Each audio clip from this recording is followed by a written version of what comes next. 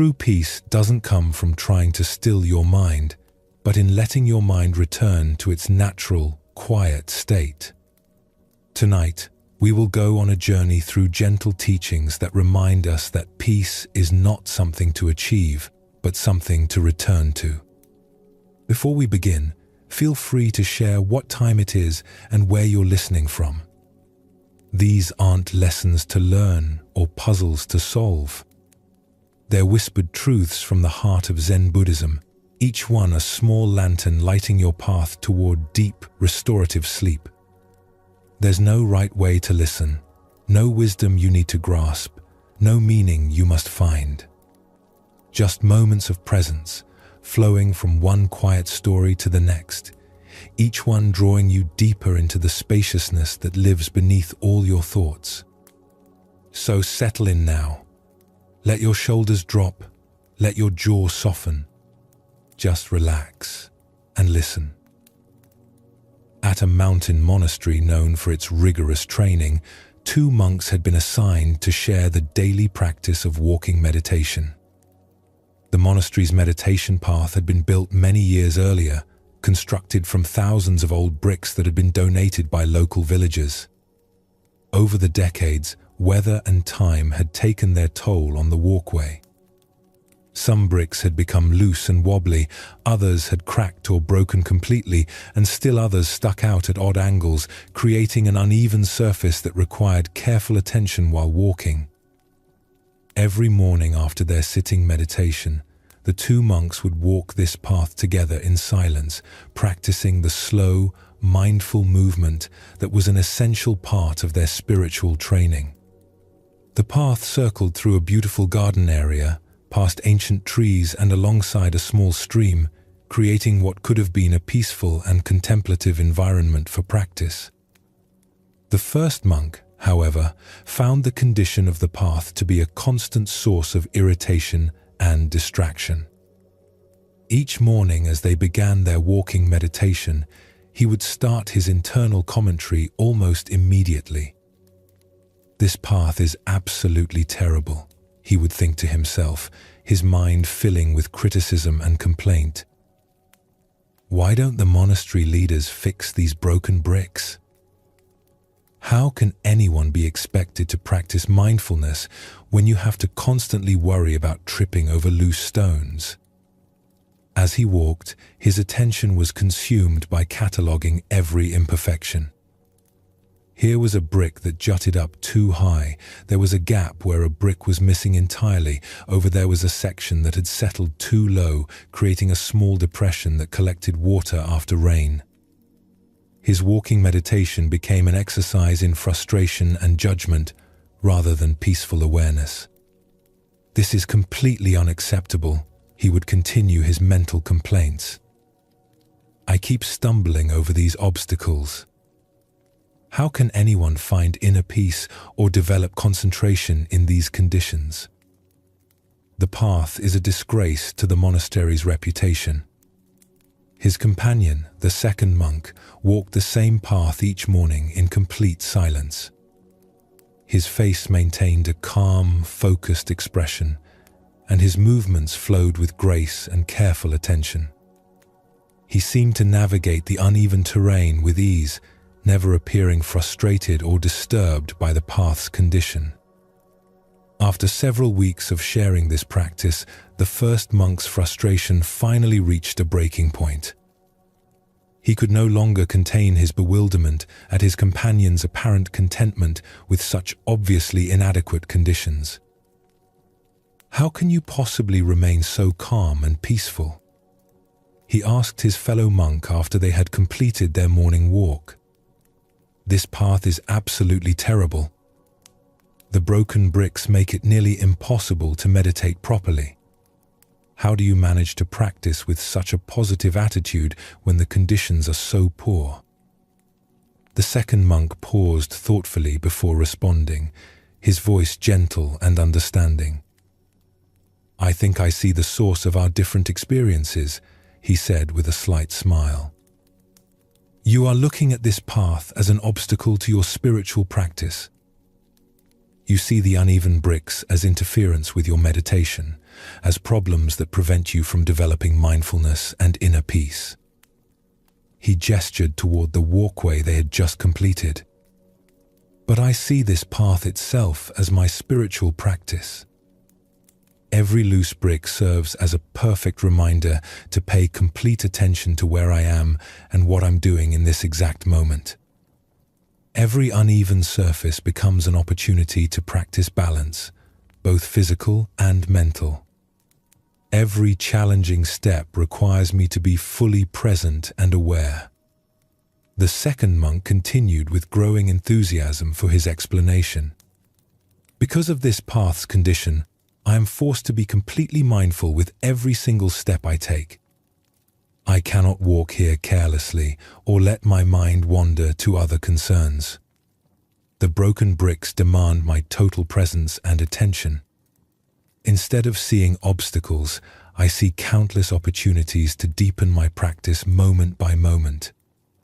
He looked directly at his confused companion. Rather than feeling frustrated by these conditions, I have actually become grateful for them. This imperfect path has taught me more about mindfulness and present moment awareness than any smooth, easy walkway ever could. It has become my greatest teacher. As the Buddha understood, we are what we think. All that we are arises with our thoughts. With our thoughts, we make the world. Here, we discover how profoundly our perception shapes our reality, transforming the same circumstances into either obstacles or opportunities. This ancient wisdom illuminates a fundamental truth about the relationship between external conditions and internal experience. The path was identical for both monks, the same loose bricks, the same uneven surfaces, the same challenging terrain. What differed completely was the frame of reference each monk brought to their encounter with these conditions. The first monk's suffering came not from the path itself, but from his resistance to the path as it was. He had a mental image of how a proper meditation path should be, smooth, level, predictable, and he measured the actual path against this ideal, finding it constantly lacking. His practice became a battle against reality rather than an engagement with what was actually present. Why do we so often expect our spiritual practice, our relationships, and our daily life to unfold under ideal conditions? We imagine that peace, growth, and happiness will come when circumstances align perfectly with our preferences. But as the second monk discovered, waiting for perfect conditions often means missing the profound teachings available in imperfect circumstances. This pattern appears throughout our lives in countless variations. We might postpone being happy until our job situation improves, our health gets better, or our relationships become easier. We delay contentment until the economy stabilizes, the weather gets nicer, or other people become more reasonable. In doing so, we miss the possibility of finding peace, growth, and even joy within current conditions, however challenging they might be. The broken bricks in the story represent all the imperfections in our daily experience that we typically see as problems rather than teachers. The difficult conversation that requires us to practice patience, the financial stress that invites us to examine our values, the physical pain that teaches us about impermanence, these challenges can become either sources of suffering or opportunities for awakening, depending on our perspective. Consider how this teaching might apply to your current challenges. Is there some area of your life where you're waiting for conditions to improve before you can be fully present and engaged? Perhaps you've been postponing contentment until your living situation changes, your health improves, or your relationships become less complicated. Zen master Suzuki Roshi said, "Each of you is perfect the way you are, and you can use a little improvement." This paradox points toward the second monk's approach, accepting conditions exactly as they are while still working skillfully within them. In our meditation practice, we often encounter the same choice between these two approaches.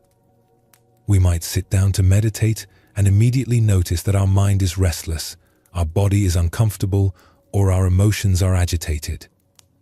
The first monk's approach would be to see these as problems that prevent real meditation. The second monk's approach would be to use these very conditions as the substance of meditation itself.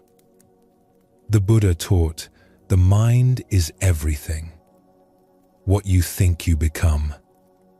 When we think of challenges as obstacles, we become frustrated and resistant. When we think of challenges as teachers, we become curious and engaged. Tonight, as you reflect on the challenges currently present in your life, can you identify any broken bricks that you've been seeing only as obstacles to your happiness or peace? What might shift if you could approach tomorrow's difficulties with the second monk's perspective, seeing each uneven moment as an invitation to practice greater awareness and presence? As the Buddha reminded us, every morning we are born again. What we do today is what matters most. Each step on tomorrow's path offers a new opportunity to choose between resistance and engagement, between seeing problems or finding teachers. As we continue our journey through the wisdom of Zen Buddhism, let us explore a story about transforming our relationship with suffering. This is the tale of the salt and the lake. In a quiet monastery nestled among rolling hills, there lived an aging master renowned for his patience and wisdom. Among his students was a young apprentice whose heart had become heavy with complaints about life's difficulties. Each morning, the apprentice would arrive with fresh grievances. "Master, why is life so hard? Yesterday, my meditation was disturbed by noise.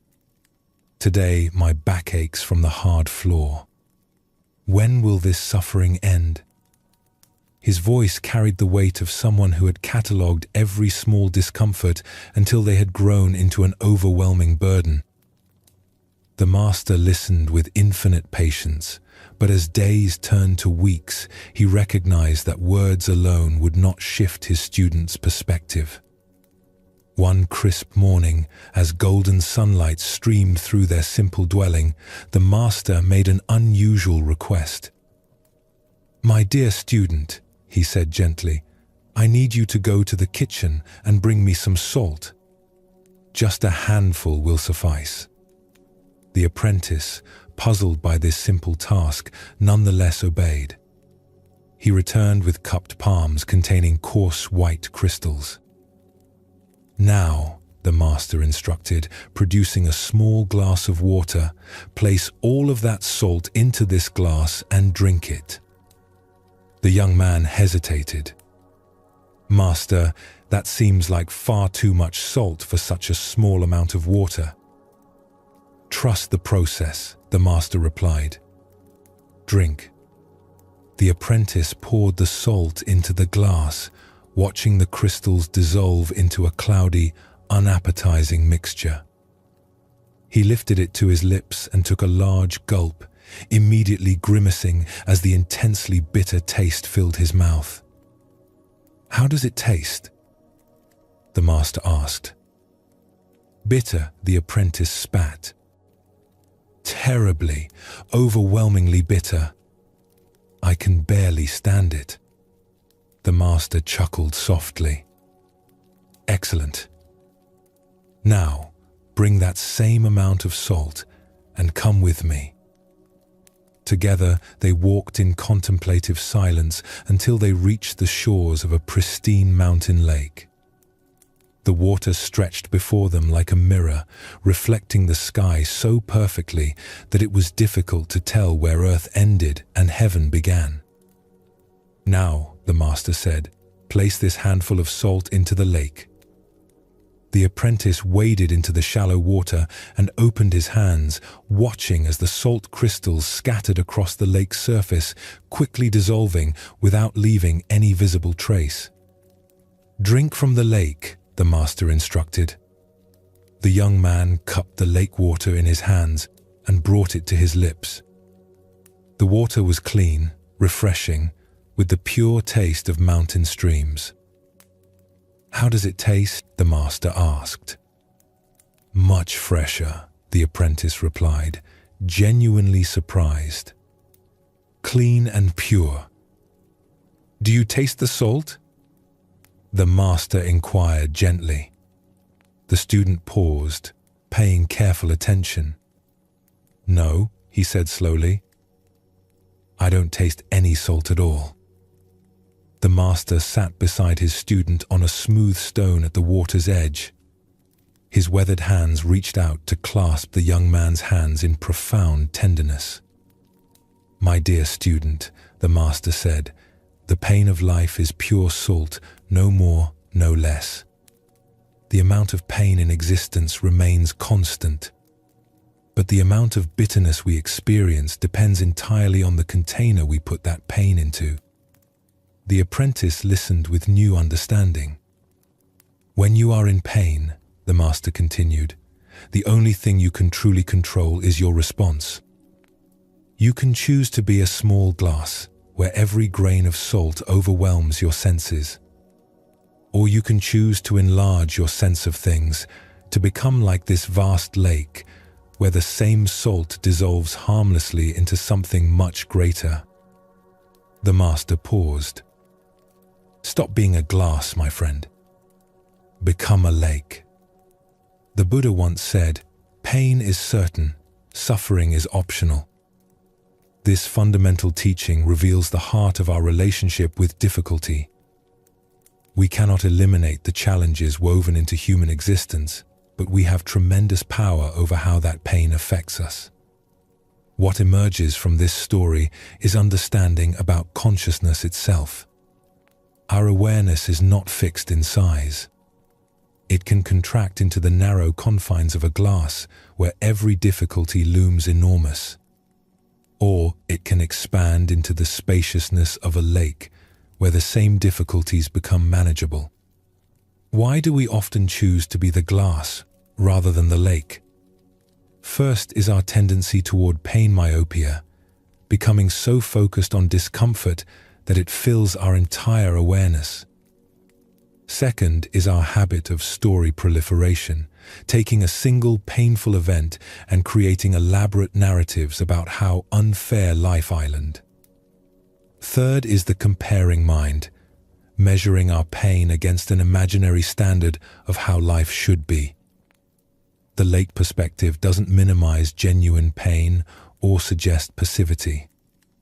Rather, it offers a skillful way of relating to inevitable challenges that doesn't compound them with unnecessary suffering. From lake consciousness, we can respond to problems more creatively because we're not overwhelmed. Zen master Thich Nhat Hanh taught, "Thanks to impermanence, everything is possible." From the lake perspective, we remember that everything arises and passes away within the vast space of awareness. Today's crisis becomes tomorrow's memory. We become a lake through practices that naturally expand awareness.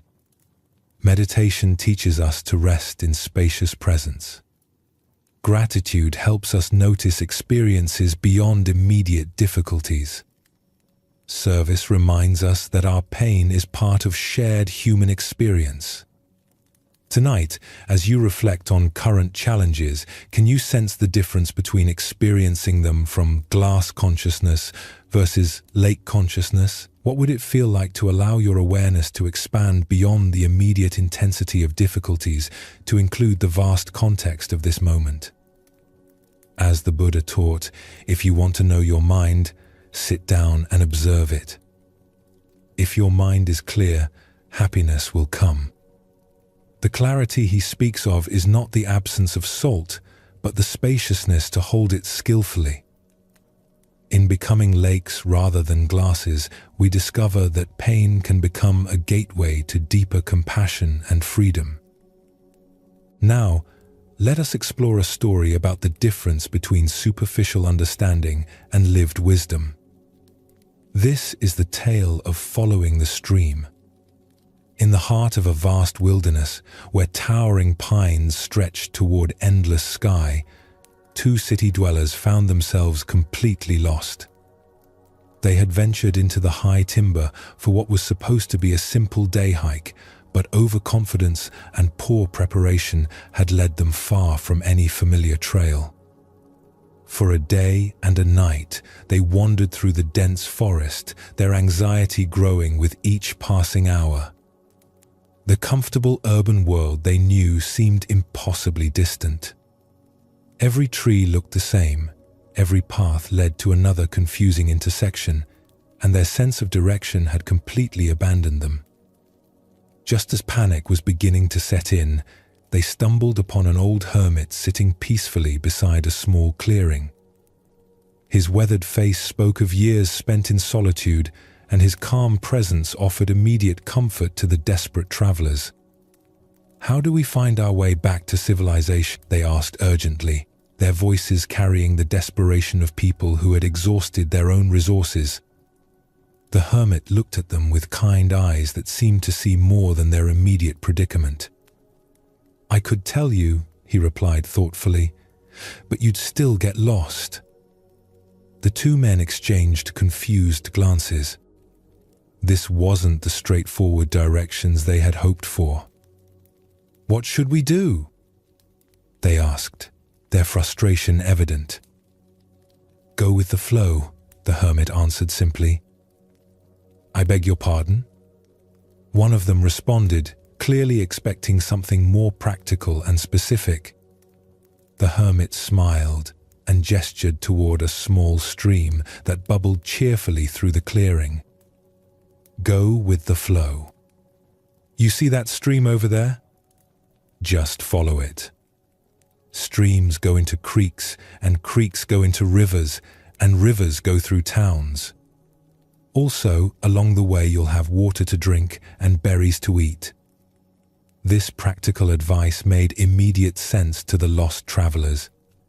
Following water downstream was indeed a reliable way to find human settlements, and the stream would provide essential resources they needed for survival during their journey. But one of the men, perhaps having heard spiritual teachings before, asked a deeper question. "Is that what Zen people mean when they say, 'go with the flow'?" The hermit paused for a moment, considering this question with the same careful attention he had given their practical need for directions. "Yes and no," he replied enigmatically, and then continued along his way, leaving the two men to find their own understanding of his words. The Buddha once said, "If you understand, things are just as they are. If you do not understand, things are just as they are." This teaching points to the layered nature of wisdom that the hermit embodied in his response to the lost travelers. The deeper teaching here shows us how authentic spiritual guidance operates on multiple levels simultaneously. The hermit's advice was both completely practical and profoundly metaphorical. On the surface level, following the stream was simply good wilderness survival strategy. On a deeper level, it represented the entire approach to living that Zen encourages. Why did the hermit say the travelers would still get lost, even if he gave them directions? This points to a fundamental truth about the difference between receiving information and developing wisdom. External directions can guide us temporarily, but they don't develop our inner capacity for navigation. Real wisdom involves learning to read the natural signs and flow with the underlying currents of life itself. Consider how this applies to our spiritual seeking. We often approach teachers and teachings looking for specific directions. Tell me exactly what to do to become enlightened. Give me the precise meditation technique that will solve my problems. But this approach, while understandable, misses the deeper point. True spiritual guidance doesn't provide a map, but teaches us how to read the territory.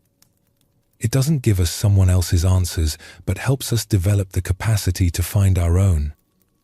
Like the stream that naturally knows its way to the ocean, we each have an innate wisdom that can guide us if we learn to trust and follow it. The phrase, "go with the flow," has become so common in popular culture that it's almost lost its meaning, often interpreted as passive resignation or lack of direction. But the hermit's yes and no response points to a more nuanced understanding. True flowing isn't about drifting aimlessly, but about aligning our efforts with the natural currents of wisdom and compassion. The stream represents the Tao, the natural way that underlies all existence. When we align ourselves with this deeper flow, our actions become effortless and effective. We stop pushing against reality and learn to work with the grain of existence rather than against it. But this requires developing a different kind of intelligence than our usual problem-solving mind.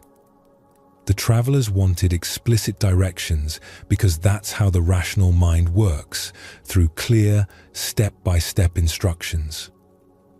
But the deeper intelligence the hermit was pointing toward operates more like intuition, sensing the right direction moment by moment rather than following a predetermined plan. This is why contemplative traditions emphasize present moment awareness. The stream doesn't need to know where the ocean is, it simply flows in the direction that feels natural right now. Similarly, when we develop moment-to-moment mindfulness, we can sense the appropriate response to each situation without needing to figure out the entire journey in advance. Tonight, as you navigate the complexities of your own life, can you sense the streams of natural wisdom flowing beneath the surface of your daily concerns? What would it mean to trust that deeper current while still attending responsibly to practical necessities? Buddha's wisdom reminds us, thousands of candles can be lighted from a single candle, and the life of the candle will not be shortened. The hermit's guidance was like lighting a candle in the travelers' minds, providing not just directions but a way of approaching life that could serve them in countless future situations. Let us now turn to a story about the fundamental truth that governs all experience. This is the teaching of the meditation student and the wise reminder. A young student had been practicing meditation for several months with sincere dedication. Each morning and evening, he would sit quietly on his cushion, close his eyes, and attempt to follow the breathing techniques his teacher had shown him. Some days the practice felt natural and peaceful, but recently he had been struggling with what seemed like constant distraction and discomfort. On this particular morning, he could barely sit still for 5 minutes before frustration overwhelmed him. His mind raced with thoughts about work, relationships, and a dozen trivial concerns. His legs ached from sitting in an unfamiliar position, and despite his best efforts to focus on his breath, he found himself constantly pulled away by mental chatter and physical restlessness. After what felt like hours but was probably only 20 minutes, he gave up on his practice and sought out his meditation teacher. He found the elderly monk tending a small garden behind the meditation hall, peacefully pulling weeds in the early morning sunlight. "Teacher," the student said, his voice heavy with discouragement and self-criticism, "my meditation is horrible. I can't focus on anything. I feel so distracted and scattered. My legs ache constantly, and I keep falling asleep when I'm not distracted. Everything about my practice feels wrong. It's just horrible." The teacher looked up from his gardening, soil still clinging to his weathered hands, and met the student's frustrated gaze with calm, knowing eyes. He listened to the young man's litany of complaints without judgment or surprise, as if he had heard these exact same words countless times before. "It will pass," the teacher said matter-of-factly, then returned to his weeding as if nothing unusual had occurred. The student stood there for a moment, somewhat taken aback by the brevity and seeming dismissiveness of the response. He had expected detailed advice, perhaps some new technique, or at least some reassurance about his difficulties. Instead, he received just 3 simple words. Feeling somewhat unsatisfied but having nothing more to say, he returned to his room to contemplate this cryptic guidance. Over the following days, the student continued his practice despite his frustrations. Gradually, something began to shift. The intense distractions started to subside, his body adjusted to the sitting position, and moments of genuine peace began to emerge between the chaos of thoughts. By the end of the week, his meditation had transformed completely. Excited by this positive change, he once again sought out his teacher, this time finding him sweeping leaves from the temple courtyard. The student's face glowed with enthusiasm and relief. "Teacher," he exclaimed, "my meditation is wonderful now. I feel so aware, so peaceful, so alive during my practice. My mind is clear, my body is comfortable, and I'm experiencing the most beautiful states of consciousness. Everything about my meditation is just wonderful." The teacher paused in his sweeping, looked at the student with the same calm expression he had worn the week before, and gave exactly the same response. "It will pass." This time the student heard the deeper teaching. His excitement about his wonderful meditation began to transform into something subtler, not disappointment, but understanding. He realized that his teacher was pointing to something fundamental about the nature of all experience, not just meditation. Buddha's wisdom tells us, "This too shall pass." The heart of this lesson lies in understanding the impermanent nature of all phenomena, both pleasant and unpleasant, both the experiences we cling to and those we try to escape. Why do we struggle so intensely with the changing nature of our experience? Zen Buddhism reveals that much of our suffering comes from our resistance to impermanence, our desperate attempts to hold on to pleasant states, and our equally desperate attempts to escape unpleasant ones. We exhaust ourselves trying to control what is essentially uncontrollable. The student's meditation experiences, both horrible and wonderful, were equally temporary. His teacher's consistent response pointed to a deeper stability that exists beneath the constantly changing surface of experience. This isn't the stability of unchanging conditions, but the stability of awareness itself, the space in which all changing experiences arise and pass away. Consider your own relationship with the ups and downs of daily life. How much energy do you spend trying to perpetuate good moods, successful periods, or comfortable circumstances? How much resistance do you feel toward difficult emotions, challenging phases, or uncomfortable situations? Both the grasping and the resistance create unnecessary suffering. In Zen practice, we learn to develop what might be called equanimity with impermanence. This doesn't mean becoming indifferent to our experiences or not caring about outcomes. Rather, it means developing the capacity to remain centered and responsive regardless of whether current circumstances are pleasant or unpleasant. The teacher's repeated phrase, "It will pass," contains both comfort and challenge. It offers comfort during difficult times by reminding us that no painful state lasts forever. It challenges us during pleasant times by preventing us from building our identity around temporary successes or peak experiences. Zen master Suzuki Roshi taught, "Each of you is perfect the way you are, and you can use a little improvement." This paradox points to the same truth the meditation teacher was sharing. we can fully appreciate and engage with our current experience while simultaneously holding it lightly, knowing it will inevitably change. Look deeply at your own patterns of attachment and aversion. Where in your life are you trying to make permanent what is naturally temporary? Where are you exhausting yourself fighting against conditions that will shift on their own if you simply allow them to run their natural course?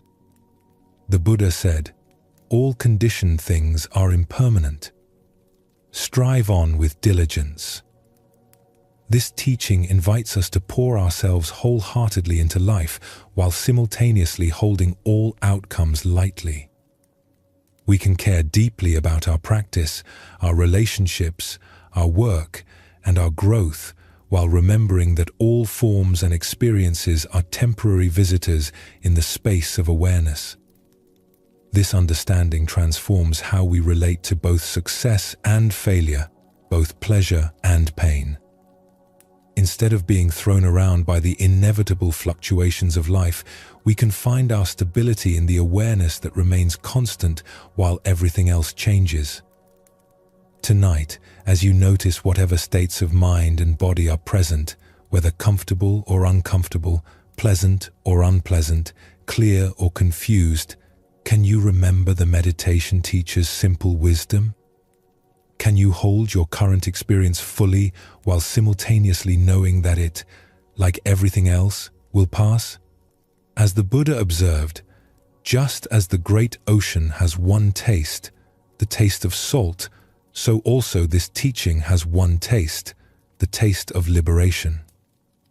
The taste of liberation is found not in achieving permanent pleasant states, but in discovering the freedom that comes from dancing gracefully with the ever-changing nature of existence itself.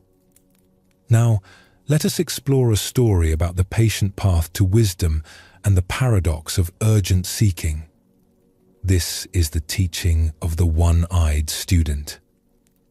In a peaceful valley surrounded by cherry trees, a young man had heard stories of a renowned Zen master whose students achieved profound realization through diligent practice. Filled with spiritual ambition and eager to transform his life, the young seeker traveled many days to reach the master's monastery, his mind burning with determination to attain enlightenment as quickly as possible. When he finally arrived, dusty from the road and bright with enthusiasm, he immediately sought an audience with the master. The old teacher received him in a simple room overlooking a garden where monks moved slowly among vegetables and flowers, their movements unhurried and graceful.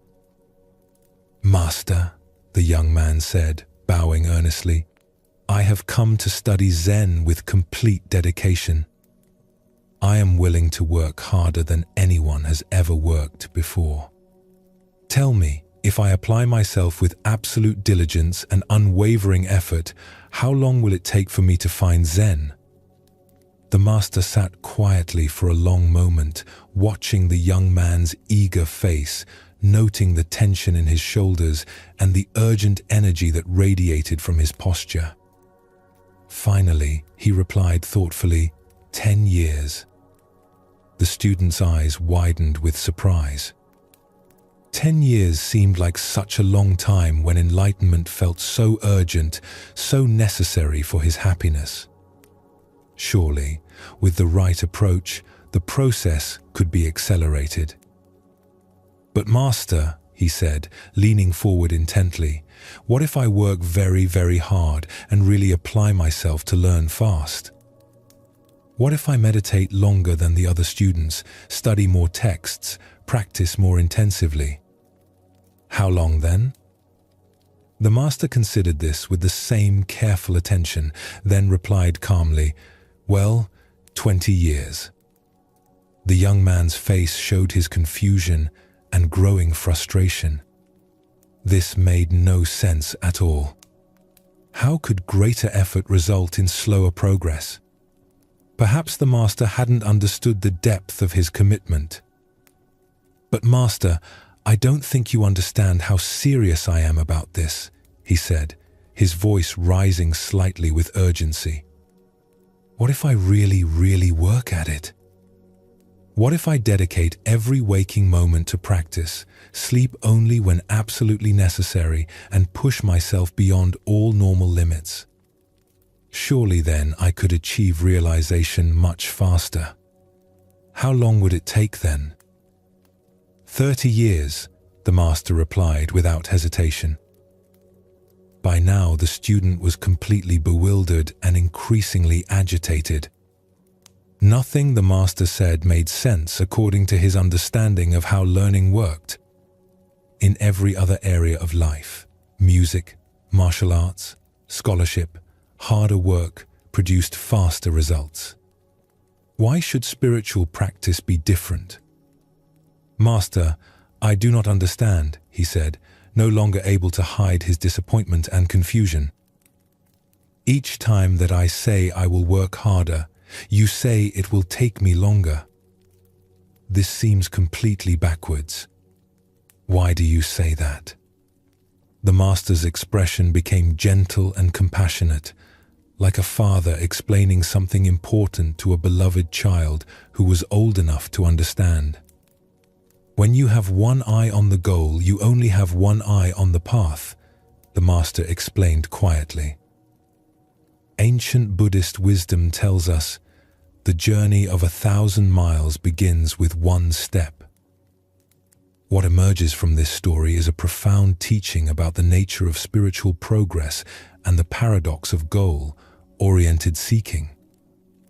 Why does intense goal fixation actually slow our spiritual development? Zen Buddhism reveals several ways that excessive focus on attainment creates obstacles to realization. First is the problem of divided attention. When part of our consciousness is constantly measuring progress toward an imagined destination, we cannot fully inhabit the present moment practices that actually cultivate awakening. Consider learning to play a musical instrument.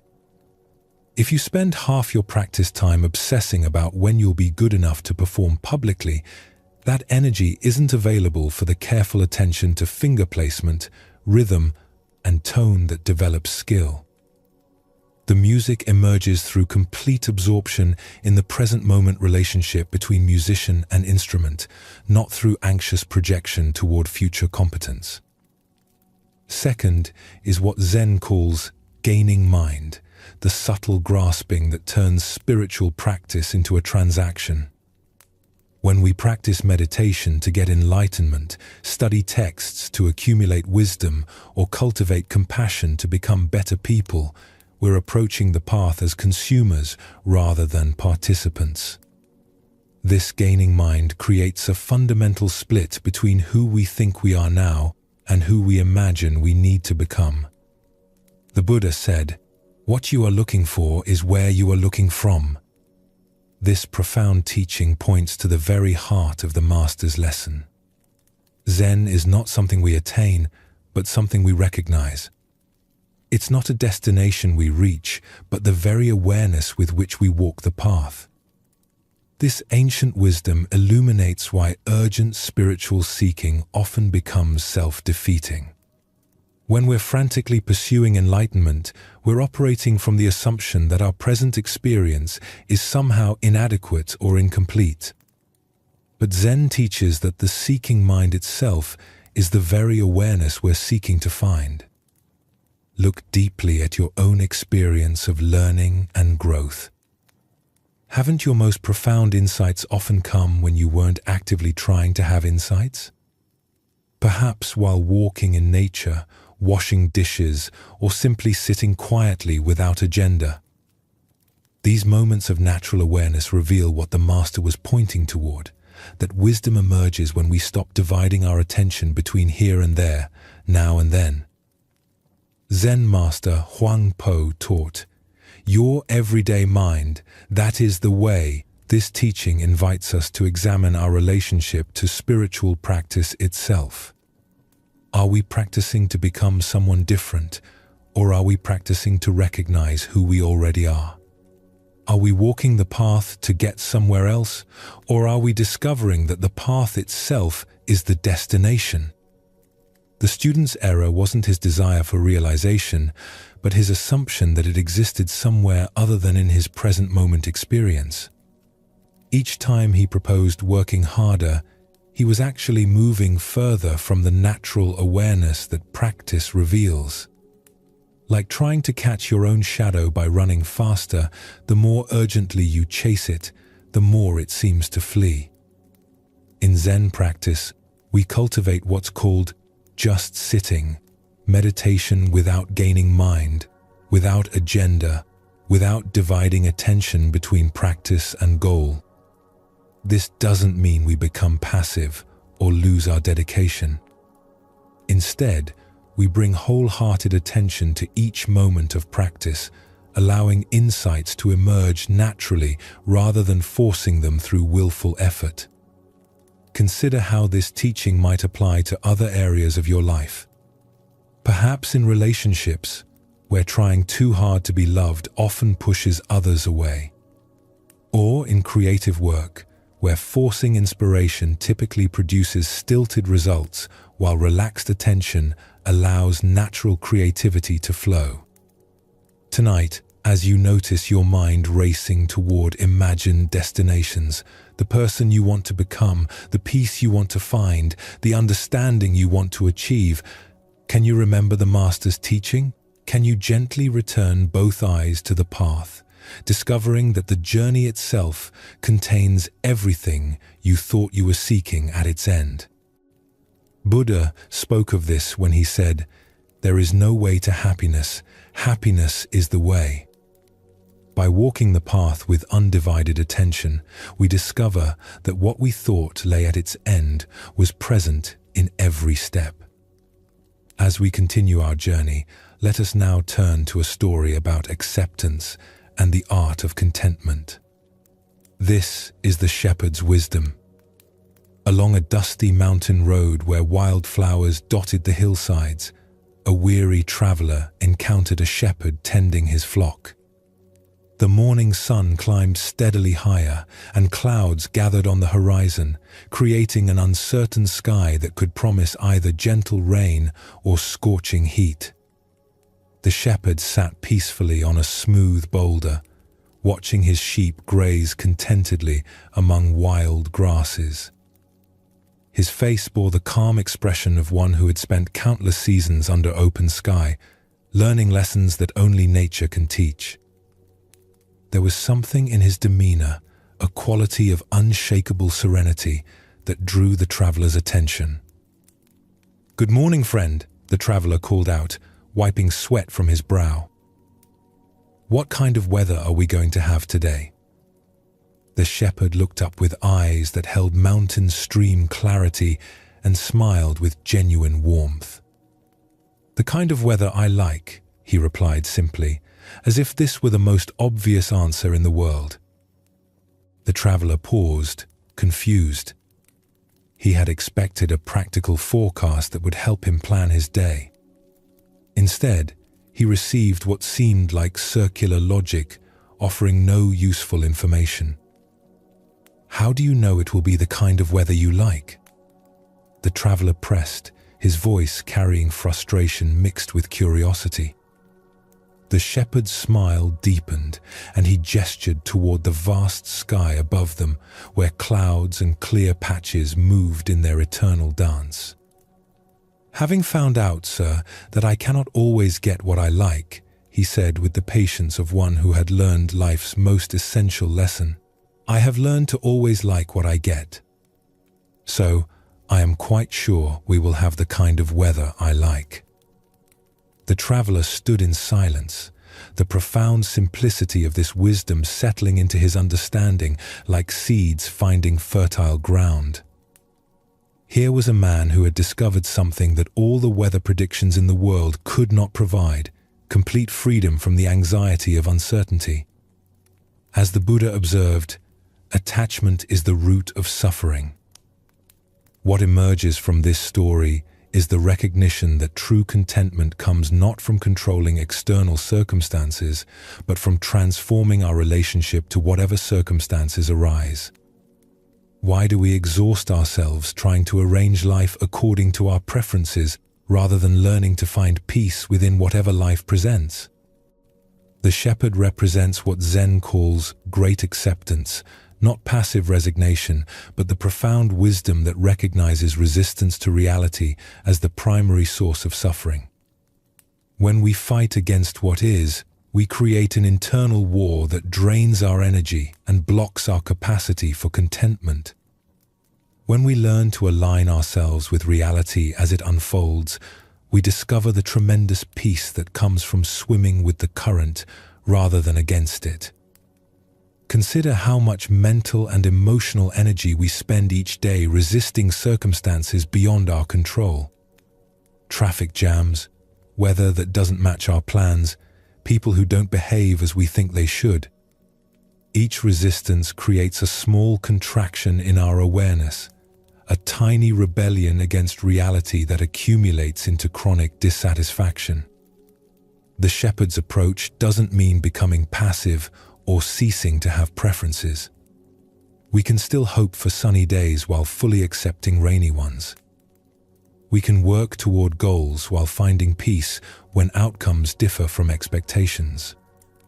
The key lies in holding our preferences lightly, rather than allowing them to determine our contentment. Zen master Sung Tan wrote, "The great way is not difficult for those who have no preferences." This doesn't suggest eliminating all desires, but rather not allowing those desires to become demands that reality must fulfill for us to be okay. Look deeply at your own patterns of resistance. How often do you find yourself arguing with reality, wishing circumstances were different, or believing you'll be content when things change? This tension is optional, not because you should suppress your desires, but because you can learn to hold them more skillfully. The Buddha taught that attachment doesn't mean caring deeply about things. It means making our inner peace conditional on external circumstances arranging themselves according to our specifications. The shepherd cares about his flock and appreciates comfort, but his fundamental contentment doesn't depend on any particular outcome. Tonight, as you reflect on the day's experiences, both pleasant and challenging, can you find the shepherd's secret within your own awareness? What if contentment isn't waiting for better circumstances, but is available right now through a shift in perspective? As the Buddha taught, happiness does not depend on what you have or who you are. It solely relies on what you think. The shepherd discovered that when we stop demanding that life conform to our expectations, we find the freedom to enjoy life exactly as it presents itself. Our next story speaks to the moment when understanding transcends effort. This is no water, no moon. The nun Chiono had devoted many years to intensive Zen study and practice. She spent countless hours in meditation, wrestling with profound koans and contemplating the deepest teachings of the Buddha. Her dedication was unwavering. She rose before dawn each day, sat in perfect posture through pain and discomfort, and approached her spiritual practice with the kind of fierce determination that impressed even her teachers. Despite her sincere efforts and obvious commitment, enlightenment continued to elude her. She could understand the concepts intellectually, speak eloquently about emptiness and non-duality, and even guide other students through basic meditation techniques. But the final breakthrough, the direct realization that would transform her understanding completely, remained just beyond her grasp. Years passed this way. Chiono began to feel a growing frustration with her practice. She watched as other students seemed to achieve insights that remained mysterious to her. She questioned her methods, intensified her efforts, and sometimes wondered if she lacked some essential capacity for awakening that others possessed naturally.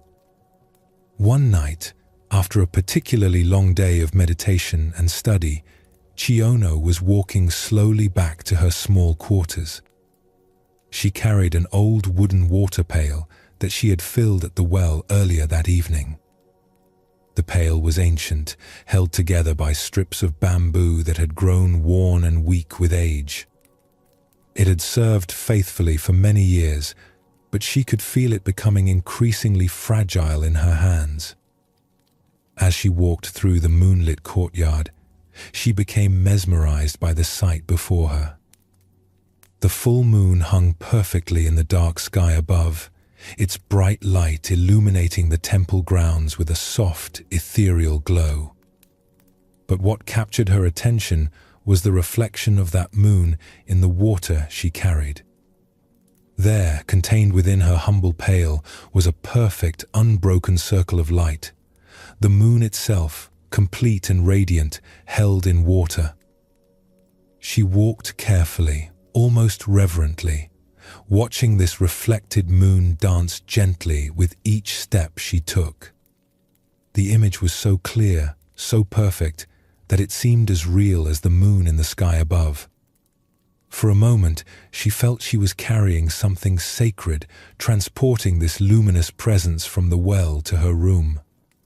Suddenly, without warning, the aged bamboo strips that held the pail together finally gave way. The bottom of the bucket fell out completely, and all the water rushed to the ground in a single, swift motion. In an instant, the reflection of the moon vanished completely. With no water, there was no moon. At that precise moment, watching the reflected moon disappear as the water hit the earth, Chiono experienced complete liberation.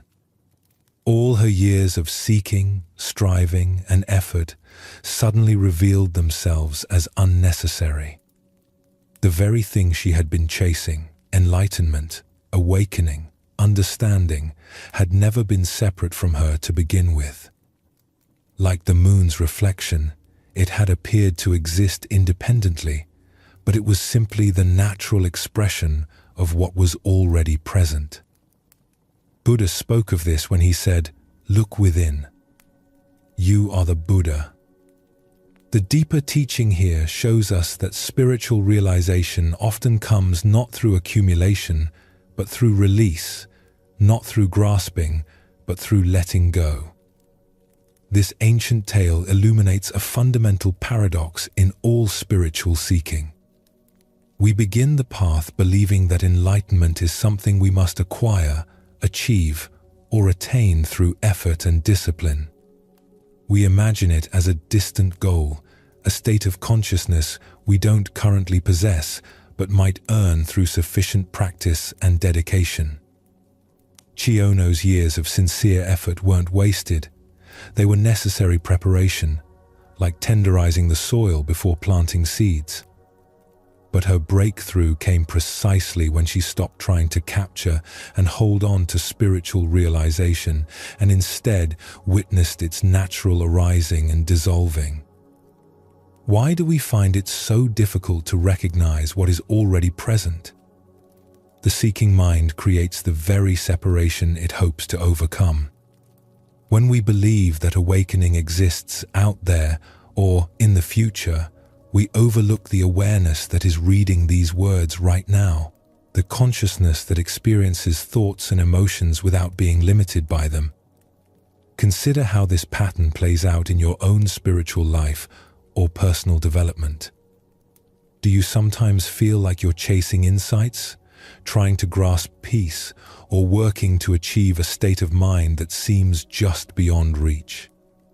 The very effort to capture these experiences can prevent us from recognizing that the awareness capable of seeking is already what we're seeking. This doesn't mean abandoning all spiritual practice or personal growth efforts. Chiono's years of discipline created the conditions for her realization. But it does point toward a different relationship with practice, engaging wholeheartedly while holding the results lightly, like carrying water that might spill at any moment. Zen master Bankei expressed this understanding when he said, "The unborn is the Buddha, mind itself." When you have realized this fact, the Buddha mind with which you were born from your mother has done the Buddha's work from the very beginning. What we're seeking in meditation, therapy, or personal growth is the recognition of what was never absent. The water and moon in the story represent the apparent duality between seeker and sought, between the ordinary mind and the awakened mind. As long as we believe these are separate, that the moon exists independently in the water, we try to protect and preserve our spiritual experiences. But when the container breaks, we discover that the separation was illusory. This teaching extends beyond formal spiritual practice into every area of life where we chase happiness, success, or fulfillment, as if these were objects to be acquired rather than expressions of our true nature. The perfect relationship, the ideal job, the peaceful state of mind, these are often reflections we try to capture and hold, not recognizing that their essence is already present in our capacity to appreciate and seek them. In Zen practice, we learn to trust the process of natural unfolding rather than forcing insights or demanding particular experiences. Sometimes the most profound understanding comes when we stop trying so hard to understand, when we let the bottom fall out of our containers and allow our carefully constructed spiritual images to dissolve. The Buddha taught, "The one who has conquered himself is a far greater hero than he who has defeated 1,000 times 1,000 men." The conquest Kyono achieved was not victory over ignorance, but recognition that the battle itself was based on a misunderstanding. Tonight, as you reflect on your own seeking and striving, can you imagine what it might feel like to let the bottom fall out of your spiritual container? What would happen if you stopped trying to capture and hold on to your insights and instead trusted the natural wisdom that already animates your seeking? As the Buddha reminded us, within you there is a stillness and a sanctuary to which you can retreat at any time and be yourself. Perhaps what we're looking for has been looking through our eyes all along. Let us now explore a story about the invisible burdens we carry through life. This is the tale of the empty backpack. In a serene monastery garden, where morning dew glistened on carefully tended paths, a young seeker approached his teacher with a question weighing heavily on his heart. His eyes reflected both determination and confusion as he bowed respectfully. "Master," he said, "I wish to understand my path on earth better. Why do I seem to carry my past and relive it again and again? Why can't I get past my past?" The master studied the young man with compassionate eyes, then gestured toward an intricate maze of translucent silk panels shimmering in the garden's filtered sunlight. "Go forward into the maze," he said, reaching for a leather backpack. "But carry this as you walk. It will help you stay focused. Be careful though, as it is quite heavy." The young man accepted the backpack, initially surprised by how easily the master handed it over. But the moment it settled into his grasp, he gasped. The weight was extraordinary, forcing him to bend forward as he struggled toward the maze. Inside the silken labyrinth, he immediately encountered solid walls. Through the translucent material, he could see other seekers navigating their paths like distant ghosts. No matter which direction he turned, every path seemed blocked. Exhausted, he sat down to think. "Others are clearly ahead of me," he thought. "Should I cheat and crawl under the silk?" After wrestling with these thoughts, he chose integrity. As he stood with renewed resolve, an opening magically appeared. Progress felt rewarding until he faced another wall. This time, good intentions yielded no results. The backpack's weight became unbearable, cutting into his shoulders. What could be so heavy yet feel so soft? Overcome with curiosity, He removed the pack and peered inside. It was completely empty. Yet when he lifted it again, the weight remained undeniable. As he placed it back on his shoulders, a voice whispered clearly, "Look inside of you, young man, for the weight lies there."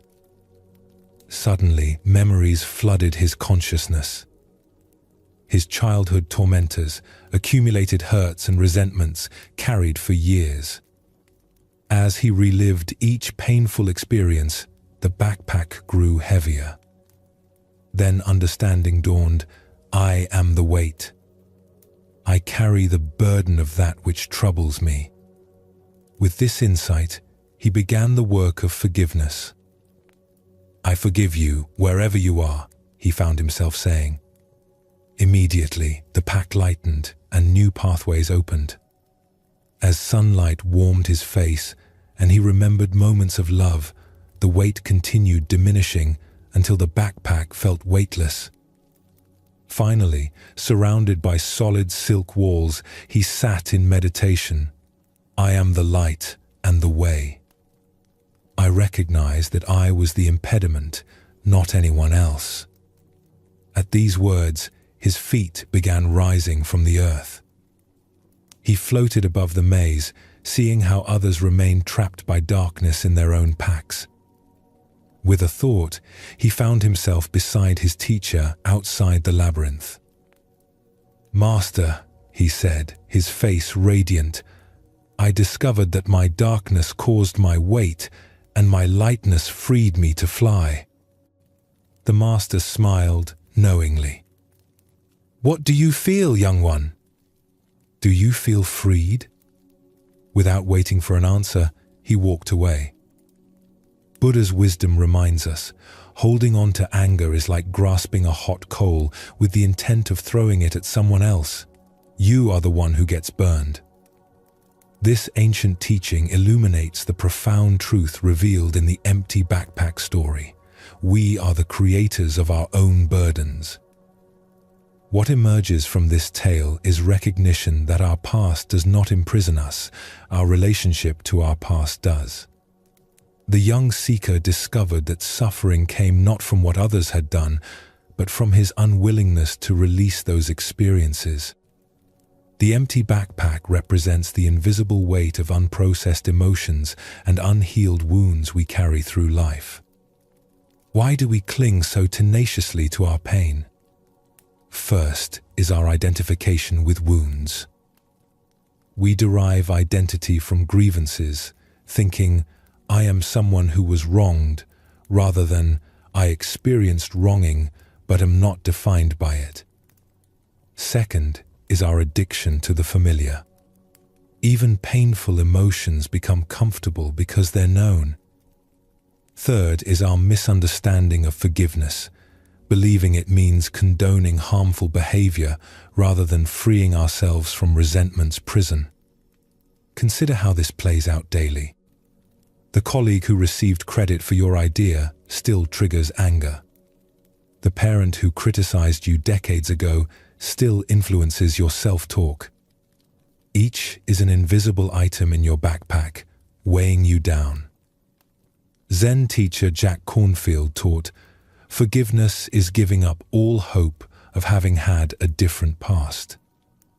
We cannot change what happened, but we can change our relationship to what happened. The energy spent maintaining grievances could be redirected toward creating the life we actually want. The floating represents lightness available when we release psychological burdens. This isn't about bypassing pain, but processing experiences fully and choosing freedom over familiarity, growth over grievance. Tonight, as you prepare for rest, what invisible weight might you be carrying? Perhaps it's time to examine what you've been holding on to and ask, does this serve my highest good, or is it time to set it down?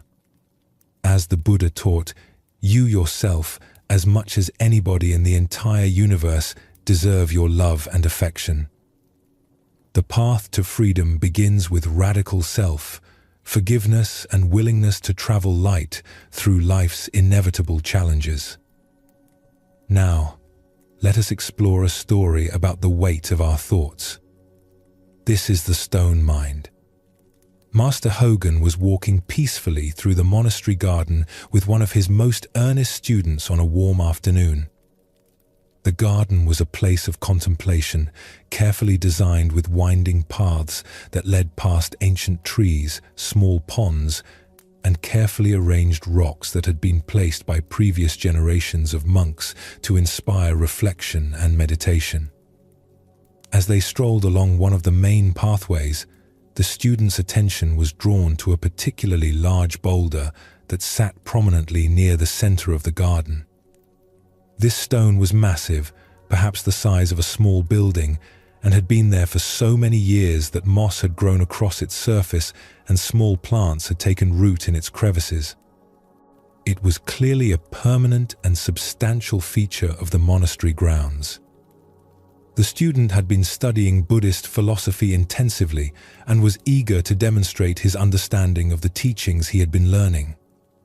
He saw in this prominent stone an opportunity to engage his master in a philosophical discussion that would reveal his grasp of complex metaphysical concepts.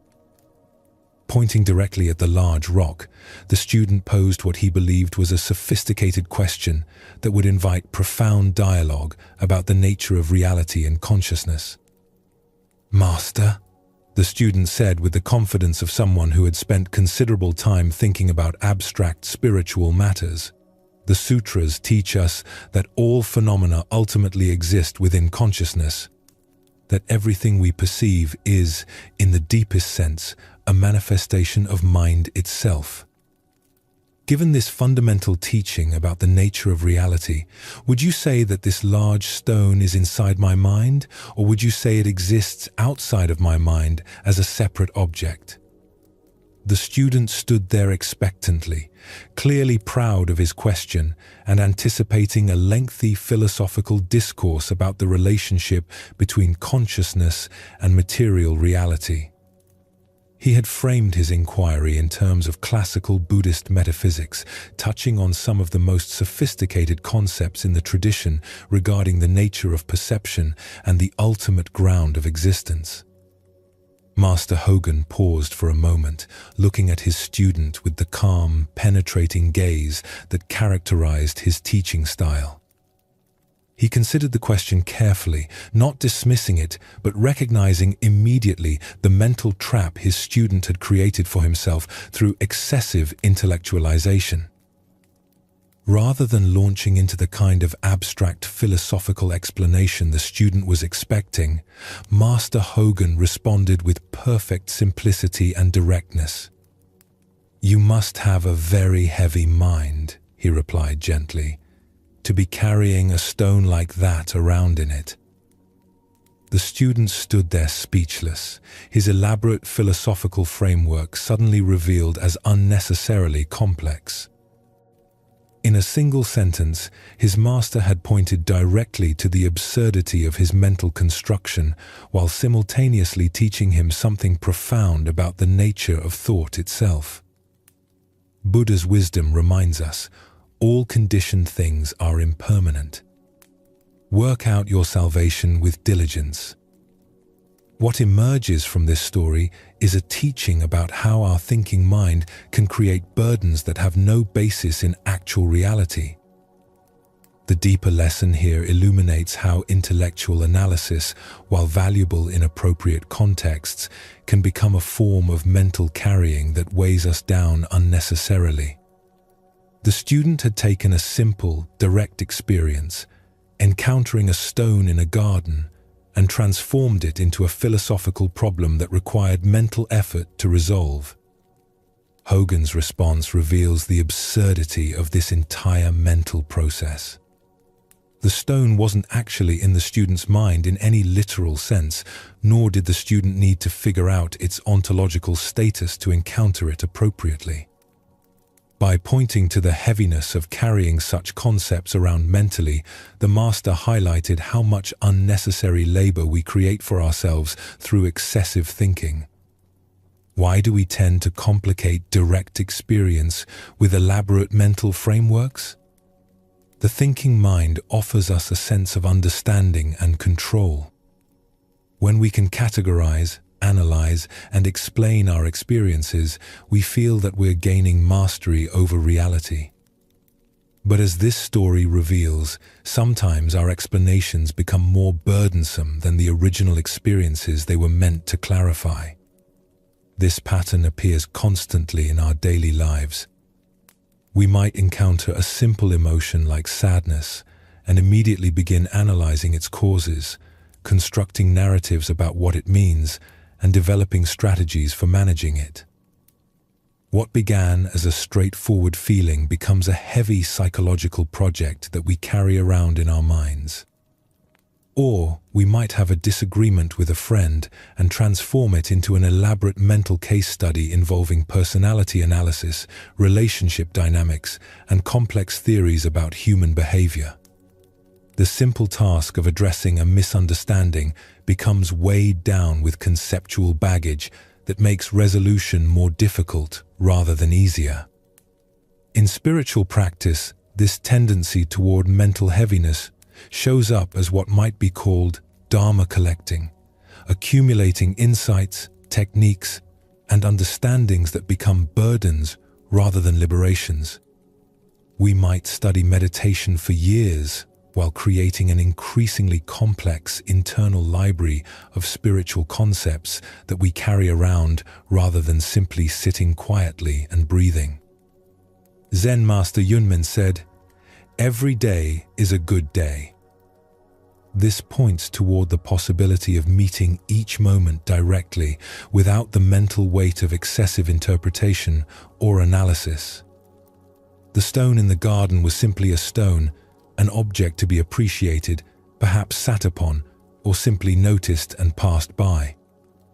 It didn't require philosophical categorization to be encountered appropriately. Hogan's teaching method was particularly skillful because he didn't dismiss his students' question as wrong or inappropriate. Instead, he pointed to the practical consequence of thinking in such abstract terms, the heaviness it creates in our mental experience. By using the metaphor of carrying physical weight, he made the burden of excessive thinking tangible and obvious. This teaching doesn't advocate for abandoning all thinking or philosophical inquiry. Intellectual understanding has its place and value, but it does point toward distinguishing between useful thinking that serves practical purposes and mental elaboration that creates unnecessary complexity and burden.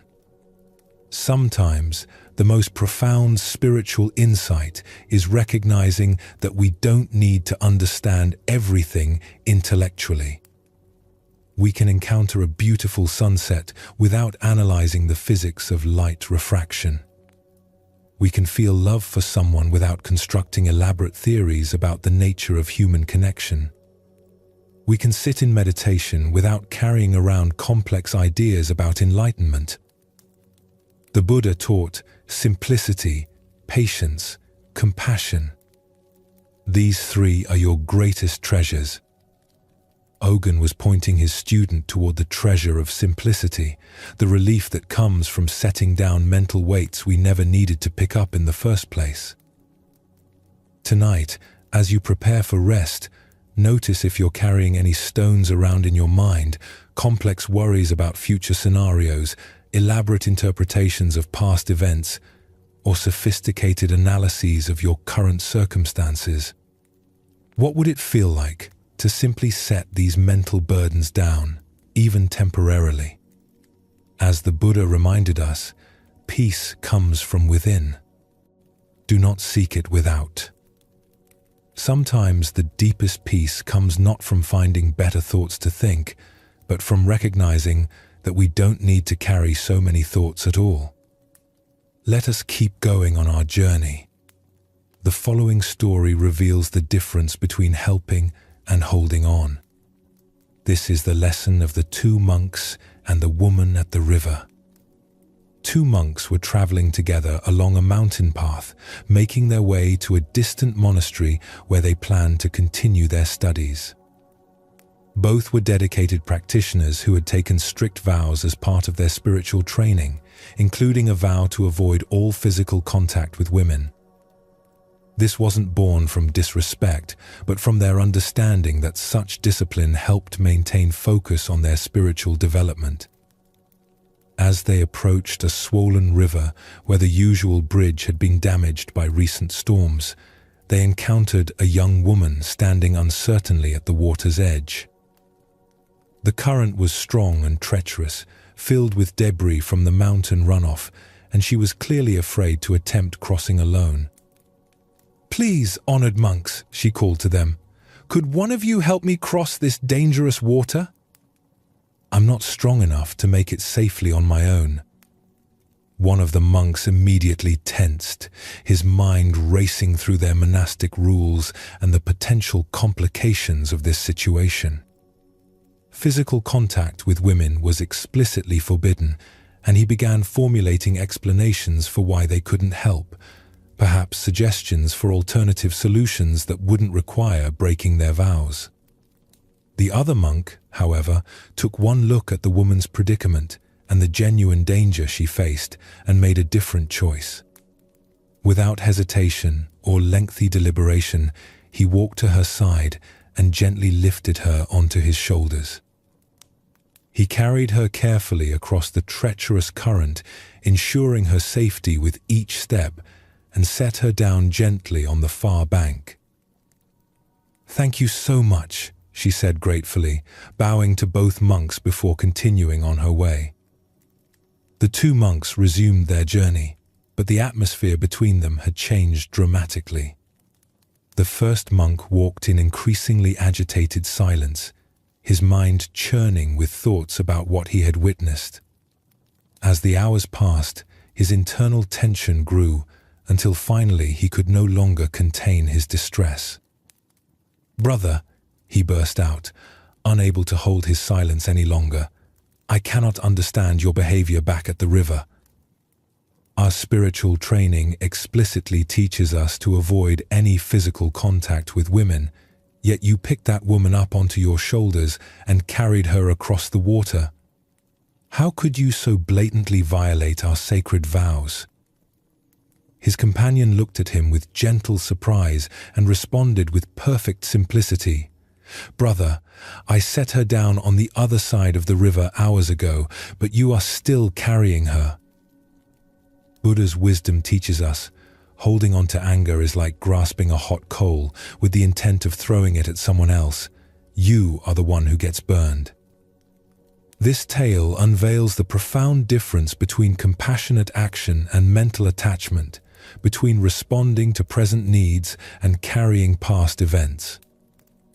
Why do we often carry situations long after they've ended, replaying scenarios and nursing grievances that only exist in our own minds? Zen Buddhism reveals that much of our suffering comes not from what happens to us, but from our inability to release experiences once they've passed. The first monk's agitation demonstrates how rigid adherence to rules can sometimes conflict with the compassionate spirit that inspired those rules originally. His fellow monk saw a person in danger and responded with immediate kindness, then completely released the incident. But the first monk carried the event for hours, letting it grow heavier with each step.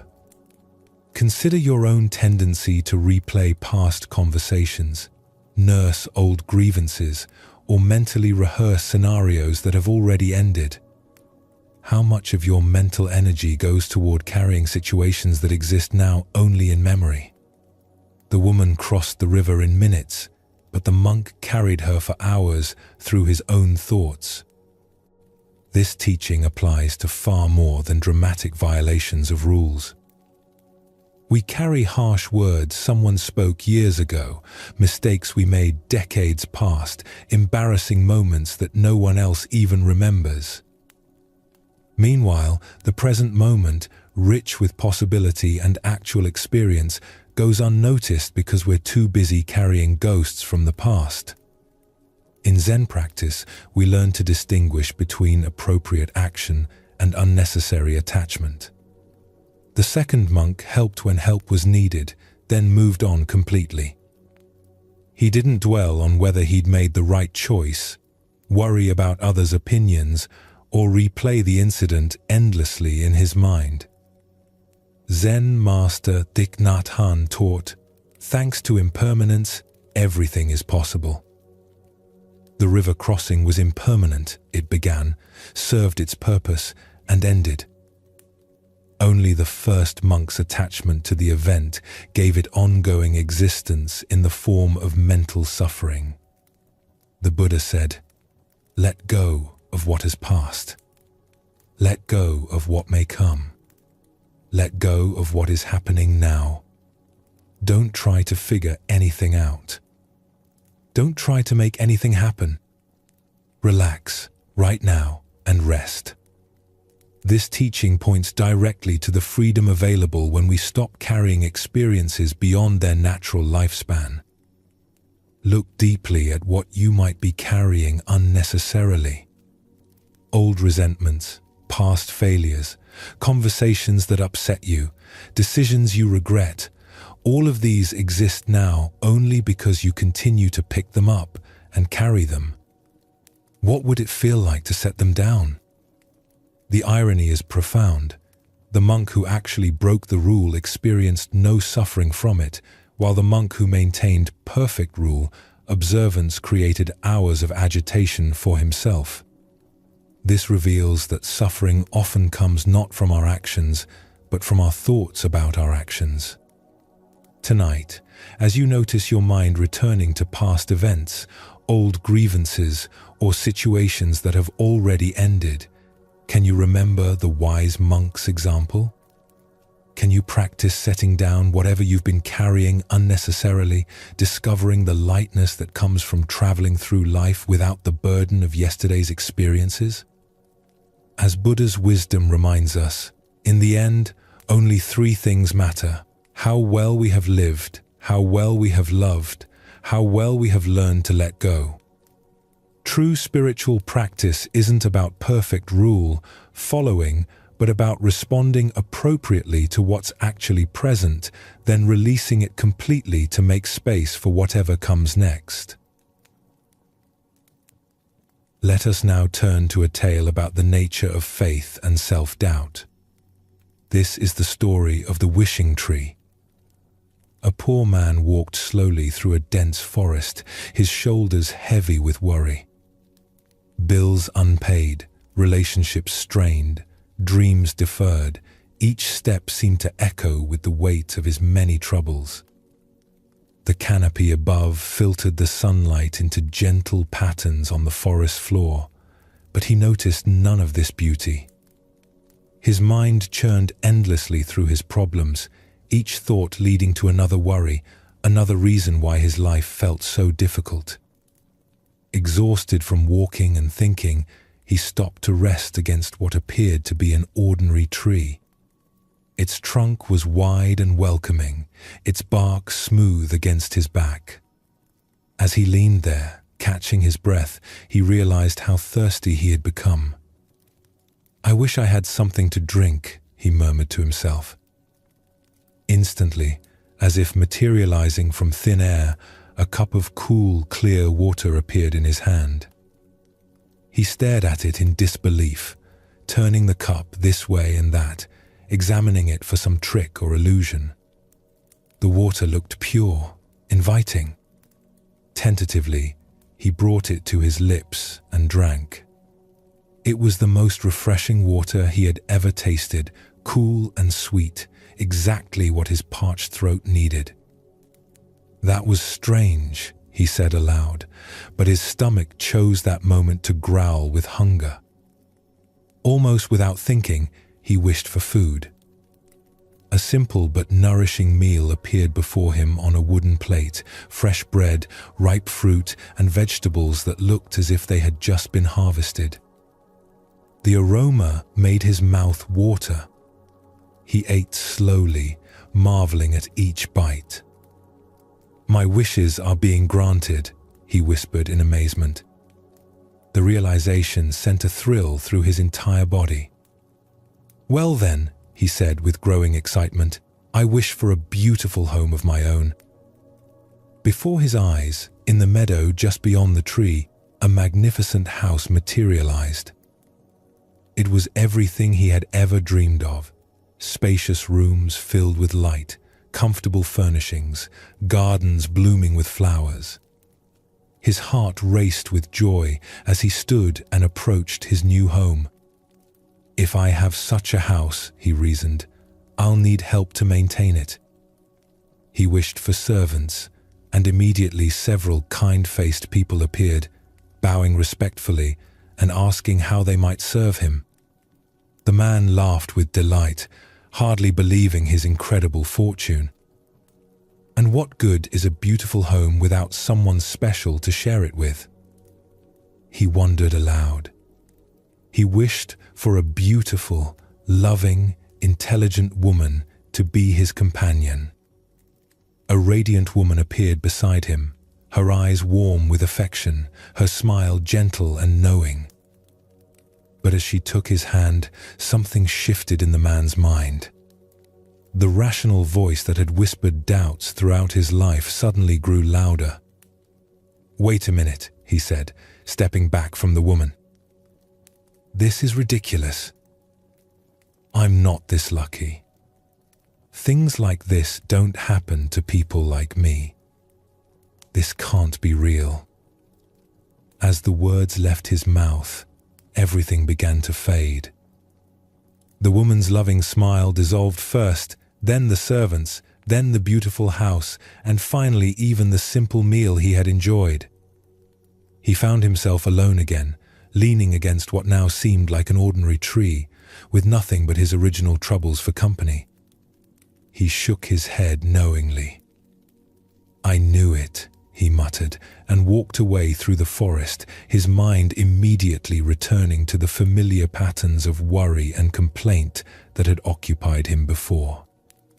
Buddha's wisdom reminds us, we are what we think. All that we are arises with our thoughts. With our thoughts, we make the world. The heart of this lesson lies in understanding the creative power of belief and the self-sabotaging nature of doubt. Why do we so readily dismiss the good that comes into our lives? Zen Buddhism points to a deeply conditioned pattern in the human mind, the tendency to trust our limitations more than our possibilities. We become so familiar with struggle, so identified with our problems, that abundance feels foreign, even threatening to our sense of self. Consider how often throughout your day you might receive unexpected kindness, notice surprising beauty, or encounter opportunities that could transform your circumstances. How quickly do you dismiss these gifts as coincidence, luck, or too good to be true? This reflexive doubt often causes us to literally walk away from the very blessings we've been seeking. The wishing tree represents the responsive universe that Zen teaches us about, reality that mirrors back our deepest beliefs about what we deserve and what's possible. When we approach life with trust and openness, we often discover resources and opportunities that were always available but previously invisible to us. When we approach with cynicism and self-doubt, these same possibilities seem to vanish. The man in the story had access to everything he needed, but his conditioning told him that someone like him couldn't possibly be worthy of such gifts. His belief in his own limitations became more powerful than the evidence of his senses. This is the tragedy of self-doubt. It causes us to abandon the very solutions to our problems. Zen teacher Suzuki Roshi said, "Each of you is perfect the way you are, and you can use a little improvement." This paradox points to the balance between accepting our inherent worthiness while remaining open to growth. The man under the tree couldn't hold both truths simultaneously, that he was worthy of good things and that positive change was possible in his life. In our modern context, we encounter wishing trees constantly. The colleague who offers genuine friendship, but we assume they have ulterior motives. The job opportunity that seems perfect, but we convince ourselves we're not qualified. The romantic relationship that feels too good to be true, so we sabotage it before it can disappoint us. Each time we choose familiar limitation over unfamiliar possibility, we walk away from our own wishing tree. The Buddha taught, doubt everything. Find your own light. But there's a crucial distinction between the doubt that leads to wisdom and the doubt that leads to self-defeat. Wise doubt questions, assumptions, and seeks truth. Self-defeating doubt assumes the worst about ourselves and our possibilities, then treats these assumptions as facts. Zen practice invites us to notice when we're dismissing good fortune, abundance, or love simply because it doesn't match our habitual story about ourselves. Can we remain open to the possibility that we might be more deserving, more capable, more lovable than our conditioning suggests? Tonight, as you reflect on the day's experiences, can you identify moments when you might have walked away from your own wishing tree? Perhaps a compliment you dismissed, an opportunity you assumed wasn't meant for you, or a moment of joy you cut short because it felt too good to last. What would it mean to trust in your worthiness to receive life's gifts?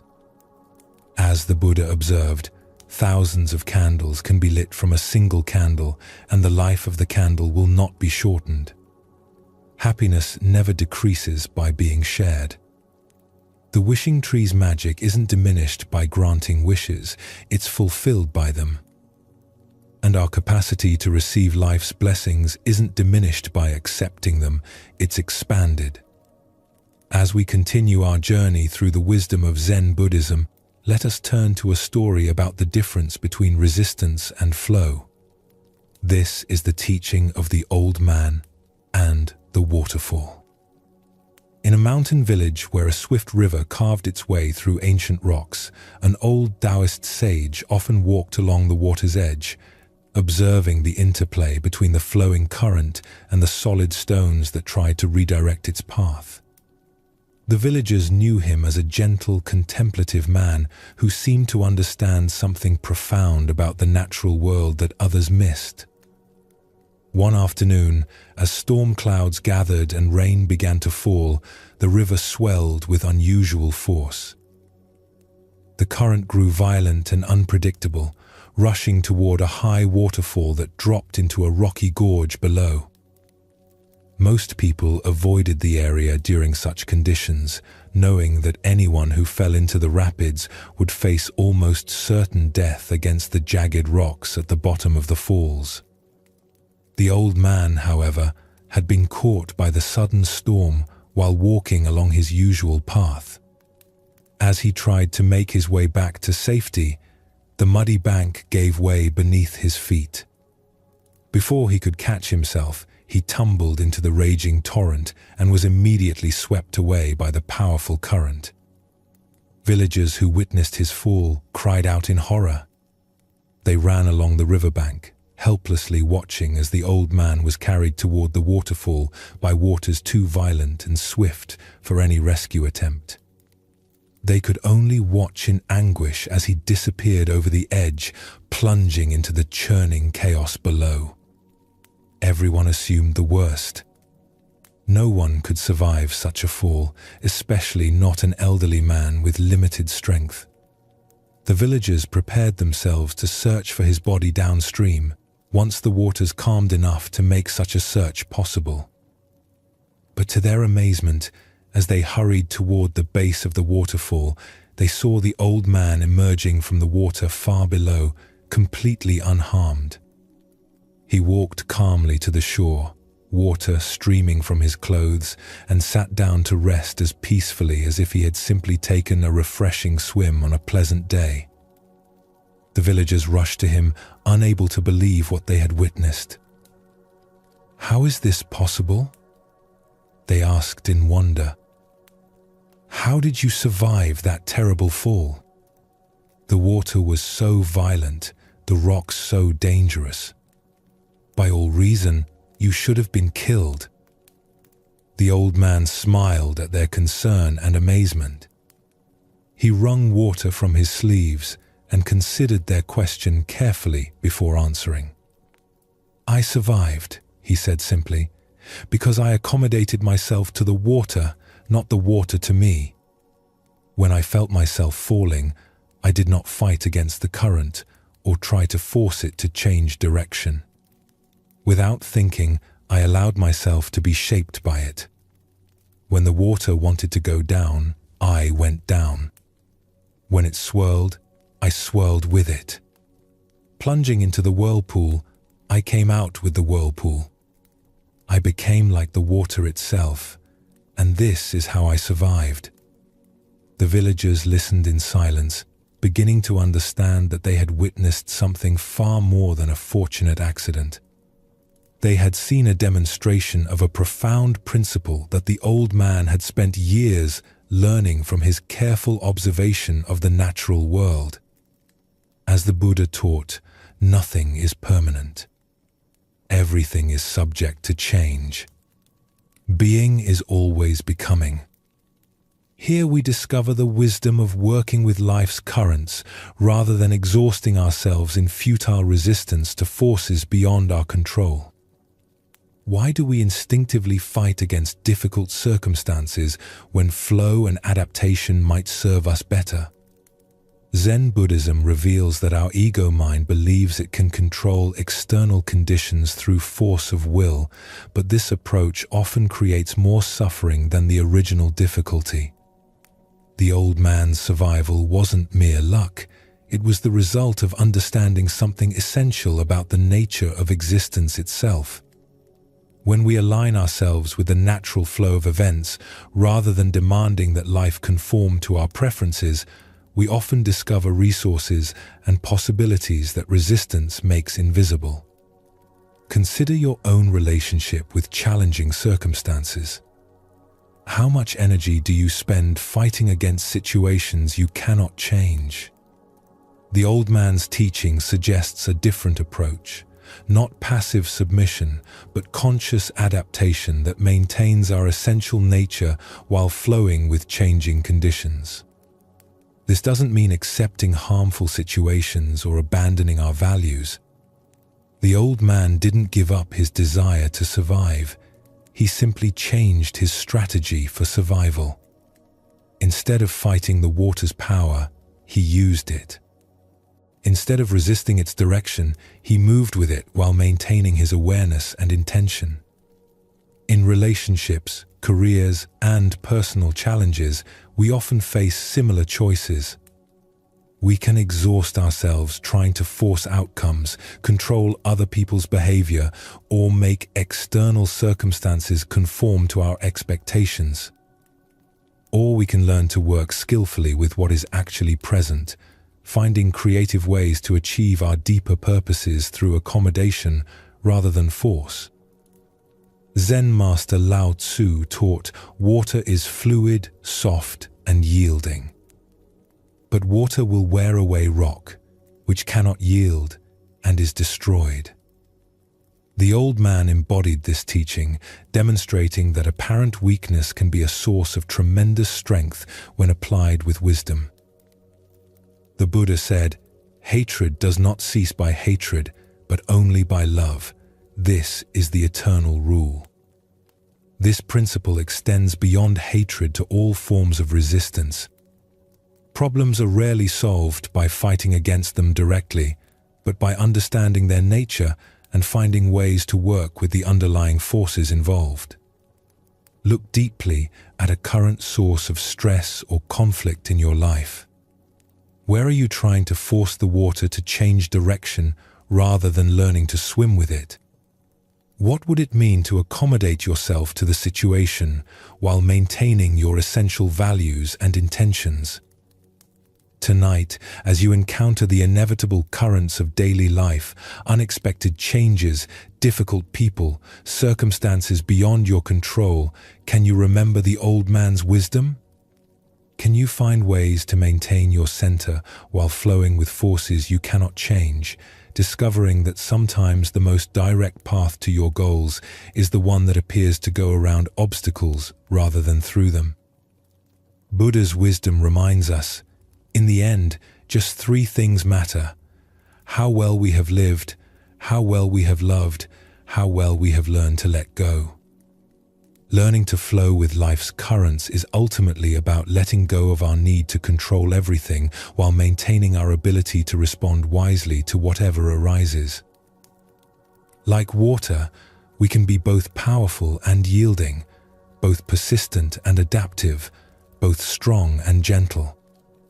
Now, let us explore a story about fearlessness and the power that comes from accepting what cannot be changed. This is the encounter between the general and the Zen master who could not be moved.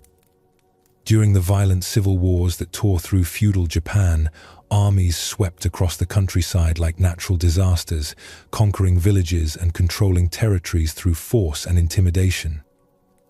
When word spread that a particular warlord's army was approaching, most people would flee with whatever possessions they could carry, seeking safety in the mountains or with relatives in distant towns. In one small village, as the dreaded army drew near, the familiar pattern repeated itself.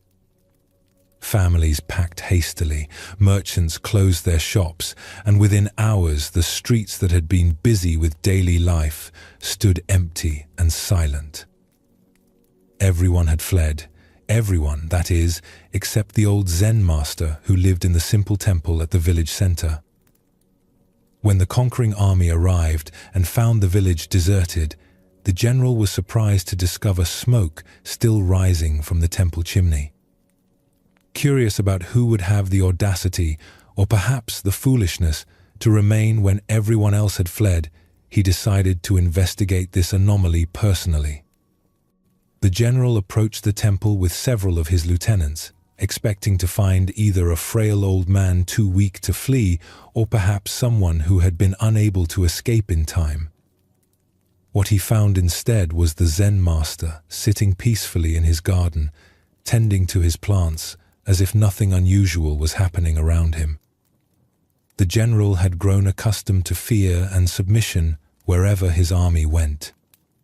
Village leaders would prostrate themselves before him, pleading for mercy and offering tribute in hopes of avoiding destruction. Citizens would cower and flee at the mere sight of his soldiers. This old man's calm indifference to his presence was both puzzling and irritating.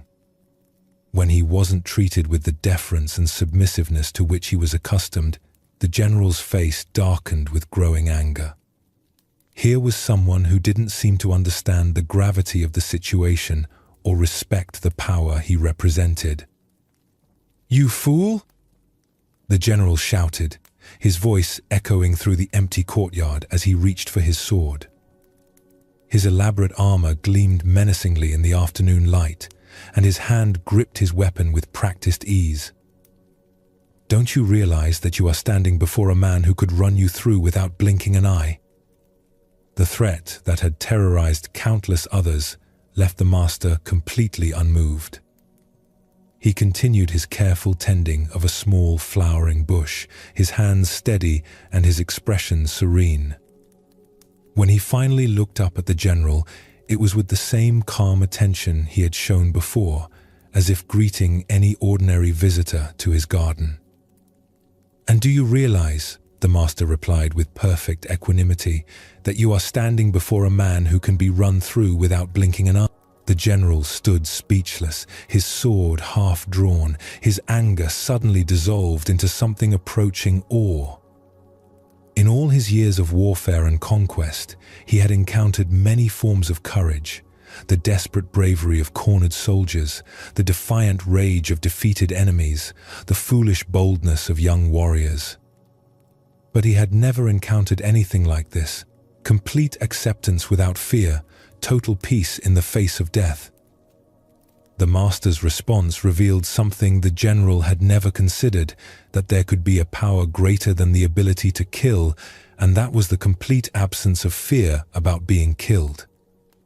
Here was someone who had so fully accepted the temporary nature of existence that even the threat of immediate death held no power over him. Slowly, the general returned his sword to its sheath. Without another word, he turned and walked away from the temple, leaving the master to continue his gardening in peace. The village remained untouched by the war, not because of any military strategy or negotiated protection, but because of one man's absolute fearlessness. As the Buddha taught, all conditioned things are impermanent. Strive on with diligence. Here we discover the profound power that emerges when we fully accept this fundamental truth rather than spending our lives trying to escape it.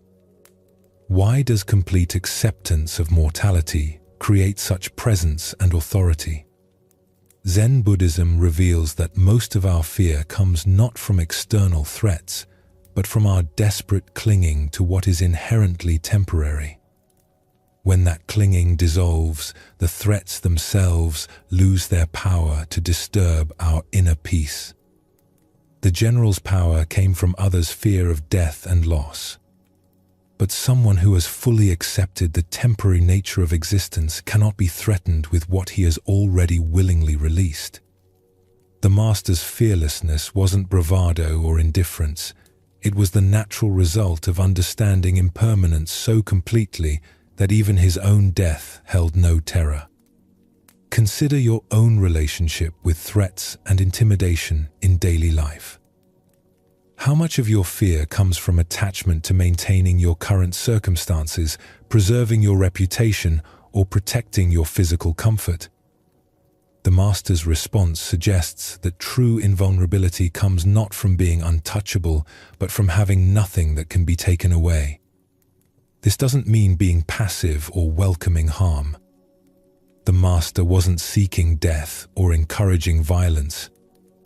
Rather, his complete acceptance of mortality's inevitability freed him from the paralyzing fear that controls most people when facing genuine danger. The Buddha said, "Better than 1,000 hollow words is one word that brings peace." The master's single response contained more power than any threat because it came from a place of absolute acceptance rather than resistance or fear. Tonight, as you consider the various pressures and threats you face, can you remember the master's profound response to the general's sword? Can you find the space where acceptance of impermanence creates not resignation but a kind of unshakable presence that cannot be intimidated? Buddha's wisdom reminds us, the whole secret of existence is to have no fear. True freedom comes not from avoiding danger, but from understanding so completely that we cannot ultimately be harmed, that external threats become powerless to disturb our essential peace. As we continue our journey through the wisdom of Zen Buddhism, let us explore a story about contentment and the nature of desire. This is the stonecutter's journey. High in the mountain villages, there lived a simple stonecutter who had discovered the secret of happiness without knowing it. Each dawn, he would climb winding paths to the quarries, his tools balanced across his shoulders. As he worked among the stones, he would sing old mountain songs that echoed across the valleys. Though he was poor by society's measures, living in a modest hut with few possessions, the stonecutter desired nothing more than what he had. His simple life felt complete, the rhythm of his work, the beauty of the mountains, the satisfaction of honest labor. His heart held not a care in the world. One day, he was called to work on the grand mansion of a wealthy nobleman. As he approached the estate, his eyes widened at the magnificence before him.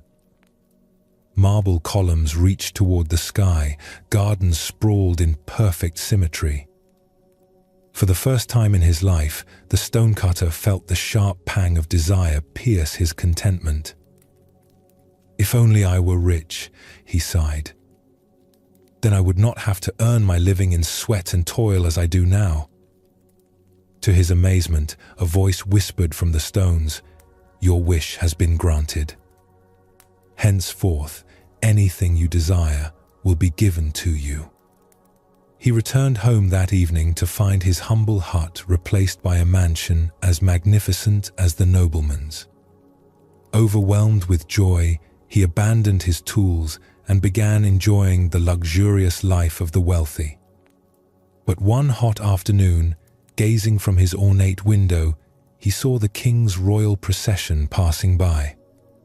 The monarch sat in cool shade, surrounded by noblemen and servants, appearing serene and powerful above the common heat.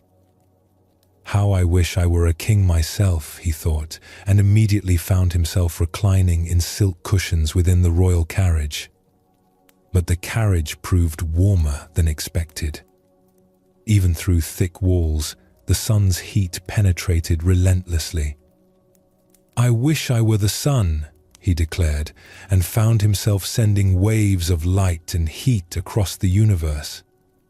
As the sun, he felt magnificent and all-powerful until thick storm clouds gathered, completely blocking his rays. "I wish to be a cloud." And so he became a massive storm cloud, glorying in his power to block the sunday. But as he transformed into falling rain, he encountered an enormous rock that blocked his path completely. A mere rock more powerful than I? I wish to be a rock. Suddenly, he stood tall upon the mountainside, feeling he had achieved true permanence. But soon he heard chipping sounds at his base. Looking down, he saw a tiny human figure cutting chunks of stone away. A puny creature more powerful than me? I want to be a man again. And so he found himself once more a stone cutter, climbing familiar mountain paths. But now something had changed. As he shaped stones and felt mountain breezes, his heart swelled with deep contentment. His song returned, richer than before, because he had learned to be content with exactly who he was. The Buddha once said, "Health is the greatest gift, contentment the greatest wealth." This ancient wisdom illuminates the endless cycle of wanting that keeps us from recognizing the abundance already present in our lives. Why do we chase after different conditions, always believing happiness lies in the next transformation? Each desire fulfilled only reveals the next desire, creating an endless cycle of dissatisfaction. The stonecutter's journey reveals the futility of seeking happiness through external circumstances. Consider your own versions of this cycle. I'll be happy when I get promoted, only to discover new stresses. I'll be content with more money, only to find greater wealth brings new worries. Each achievement reveals the next mountain to climb. Zen teacher Suzuki Roshi said, "Each of you is perfect the way you are, and you can use a little improvement." This paradox points to the heart of contentment, the ability to fully accept what is while still engaging wholeheartedly with life's natural changes. The stonecutter's final transformation wasn't into something greater, but into appreciation for what he had always been. His work remained the same, but his relationship to life was completely transformed. Contentment isn't found in having different experiences, but in bringing different awareness to whatever experiences arise. Tonight, as you notice the mind's habitual reaching toward what's not here, can you experiment with the stonecutter's final wisdom? Can you find the song that emerges when you stop trying to be anything other than what you are? As the Buddha taught, contentment is natural wealth, luxury is artificial poverty. The greatest transformation available isn't becoming something different, but recognizing the inherent completeness of what we already are. Our next story reveals the difference between knowledge and true awareness. This is the tale of the teacher who thought he had arrived. After a decade of intensive training under various masters, studying countless texts and dedicating himself wholly to Zen practice, a monk named Tenno finally achieved what he had long sought: recognition as a qualified teacher. His understanding of Buddhist philosophy was profound, his meditation practice was deep and stable, and his ability to guide others had been tested and approved. He received the formal acknowledgement that he was ready to teach the Dharma and help others along the path of awakening. Proud of his accomplishment and eager to learn from one of the most renowned masters of his time, Tenno decided to visit the famous Zen master Nanin. The older teacher's reputation for wisdom and insight was legendary throughout the region, and Tenno looked forward to engaging in deep Dharma discussions and perhaps receiving some final polishing of his understanding. It was a rainy day when Tenno made his pilgrimage to Nanin's temple. The roads were muddy and slippery, puddles reflected the grey sky, and the steady rainfall required him to carry an umbrella to stay dry. When he reached the temple, he carefully removed his wooden clogs and placed them on the covered porch along with his umbrella, just as custom dictated. He arranged his outer robes, composed himself properly, and entered the temple to meet the great master. Nanin received him graciously, bowing with the respect due to a fellow teacher while maintaining the dignity of his greater experience. They sat together in the simple receiving room, and Tenno expected their conversation to focus on sophisticated points of doctrine, subtle aspects of meditation technique, or perhaps the challenges of guiding students. Instead, after the initial pleasantries, Nanin asked what seemed like an absurdly mundane question. "I noticed you left your wooden clogs and umbrella on the porch when you entered. Tell me, did you place your umbrella to the left of your shoes or to the right?" Tenno was caught completely off guard. Of all the profound topics they could discuss, why was this renowned master asking about such a trivial detail? He tried to recall the moment he had arranged his belongings, but realized with growing dismay that he had no idea. He had been so focused on the importance of this meeting, so preoccupied with the impressive conversation he expected to have, that he had performed the simple act of arranging his belongings in complete unconsciousness. I don't know," Tenno admitted, his voice barely above a whisper. In that moment of confession, the full implications of his ignorance became clear to him. Here he was, a certified teacher of mindfulness and awareness, and he couldn't even remember a simple action he had performed just minutes earlier.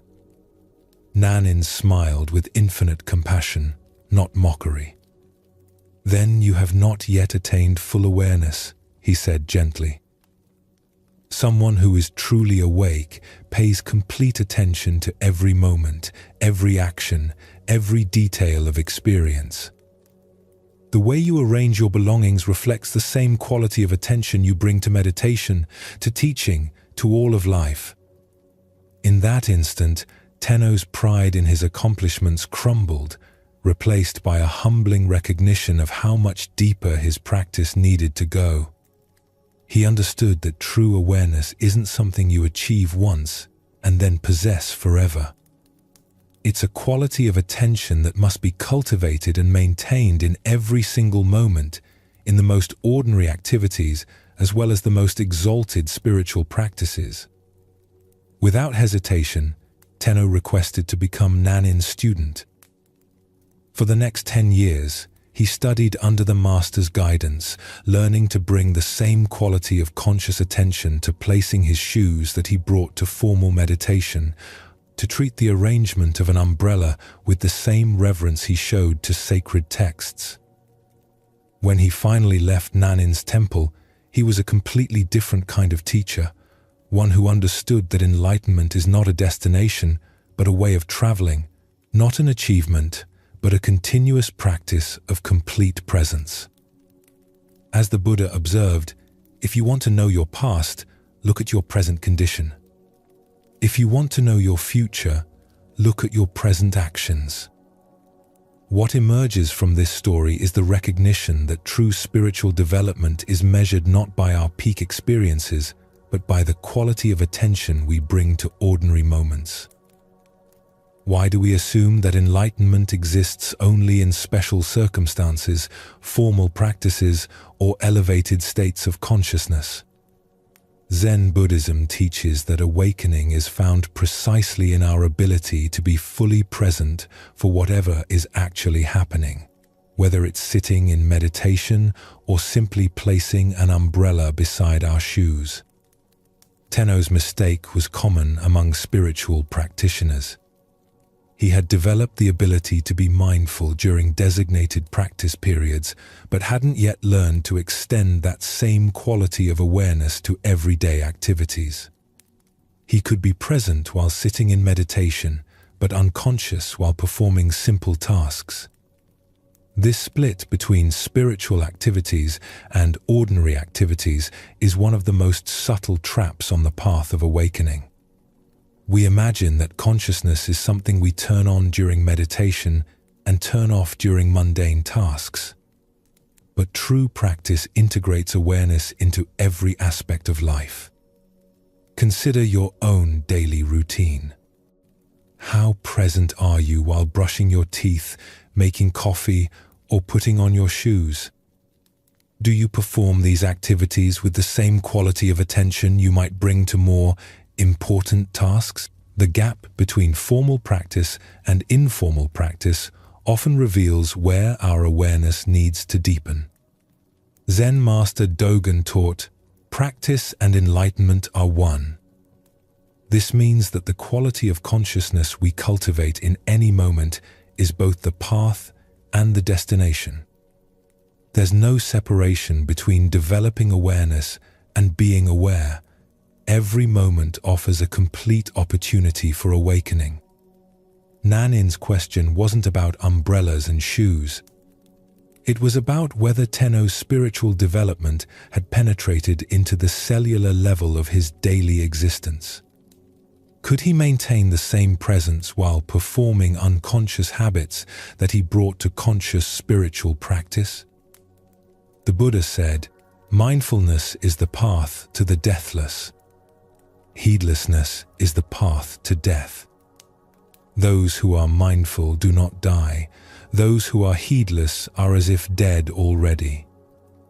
True aliveness is found in complete presence, and complete presence can be cultivated in any activity, no matter how simple or mundane. Look deeply at your own relationship between formal practice and daily life. Where do you treat certain activities as worthy of attention while others are performed on autopilot? This isn't about becoming obsessively focused on every tiny detail, but about recognizing that the same capacity for presence that serves us in meditation can transform every aspect of our lives. The paradox is that the most ordinary moments often offer the greatest opportunities for awakening. When we're sitting in formal meditation, we expect to be mindful. But when we're simply arranging our belongings or performing routine tasks, we have a chance to discover whether our practice has truly taken root or remains confined to special circumstances. In Zen temples, students are taught that washing dishes is as sacred as chanting sutras, that sweeping floors is as important as studying philosophy. This isn't because these activities are inherently special, but because the quality of consciousness we bring to any activity determines its spiritual value. Thich Nhat Hanh wrote, "Washing dishes is not only a way to have clean dishes, washing dishes is also a way to live fully in each moment." This points to the fundamental teaching that Nan-in was offering Tenno: every action is an opportunity to practice complete presence. The master's question revealed that Tenno's decade of training had developed his capacity for awareness during designated practice periods, but hadn't yet integrated that awareness into the seamless flow of daily life. He could be conscious when he intended to be conscious, but he hadn't yet learned to make consciousness his default state. This integration is what distinguishes genuine spiritual maturity from mere spiritual knowledge. It's relatively easy to be mindful when we remember to be mindful. The deeper practice is developing the kind of natural awareness that operates whether we're thinking about it or not. Tonight, as you perform the simple actions that end your day, brushing your teeth, changing clothes, arranging items for tomorrow, can you bring the same quality of attention you might give to formal meditation? Can you discover whether your spiritual practice has penetrated into the unconscious habits that make up so much of daily life? Buddha's wisdom reminds us, every moment is a teacher, and every place is a classroom. The umbrella beside the shoes was Tenno's teacher that day, revealing exactly where his practice needed to deepen. Sometimes the most profound lessons come disguised as the most ordinary questions, asked by masters wise enough to see that true awakening is found not in transcending the mundane, but in discovering the sacred hidden within it. As we continue our journey through the wisdom of Zen Buddhism, let us turn to a teaching about the temporary nature of all our possessions and positions. This is the story of the inn that calls itself a palace. In ancient India, a renowned spiritual teacher had spent many years wandering from village to village, sharing the Buddha's teachings with anyone who would listen. His reputation for wisdom and compassion had spread throughout the land, reaching even the ears of kings and nobles. One day, during his travels, he arrived at the capital city of a great kingdom, where a magnificent palace rose above the bustling streets like a jeweled crown. The palace was truly a wonder to behold. Its walls were constructed of the finest marble, inlaid with precious stones that caught and reflected the sunlight in brilliant cascades of color. Gardens filled with exotic flowers and flowing fountains surrounded the structure, and guards in gleaming armor stood at attention throughout the grounds. It was clearly the dwelling of someone who commanded immense wealth and power. The spiritual teacher approached the main entrance with the same calm dignity he brought to every encounter, whether with kings or beggars. The guards, recognizing him by his simple robes and serene presence, made no move to stop him. Word of his arrival had preceded him, and they had been instructed to allow him passage. Walking through corridors lined with silk tapestries and golden statues, the teacher made his way directly to the throne room, where the king sat upon an elaborately carved chair elevated above the marble floor. Courtiers in fine clothes gathered around the throne, their jeweled ornaments glinting in the light from tall windows.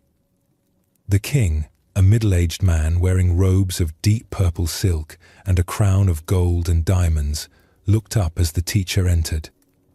He had been expecting this visit, though he wasn't entirely sure what to expect from their encounter.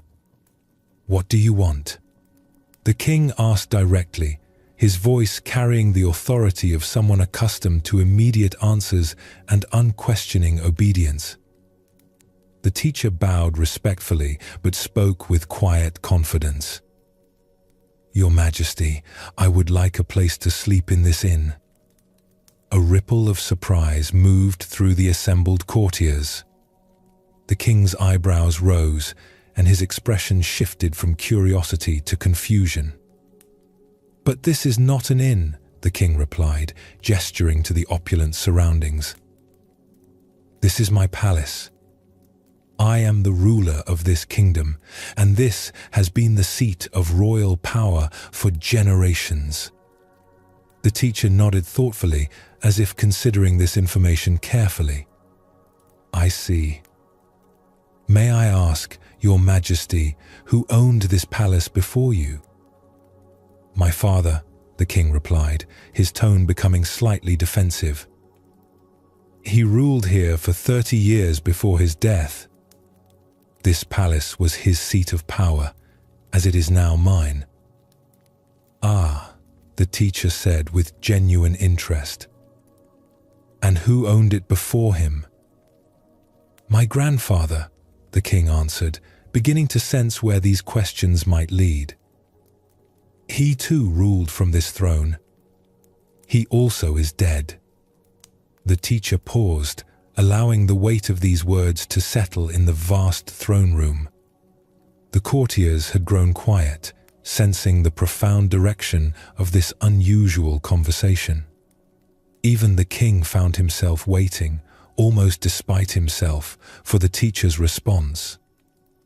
Finally, the teacher spoke with gentle clarity that seemed to fill every corner of the ornate room.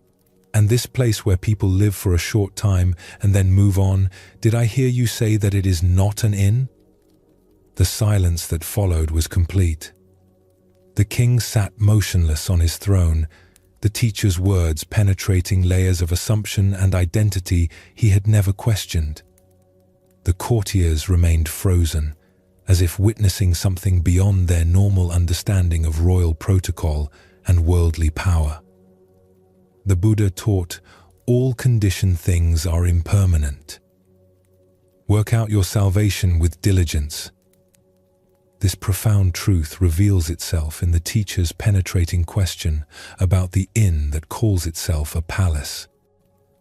Why do we cling so fiercely to possessions and positions that are, by their very nature, temporary?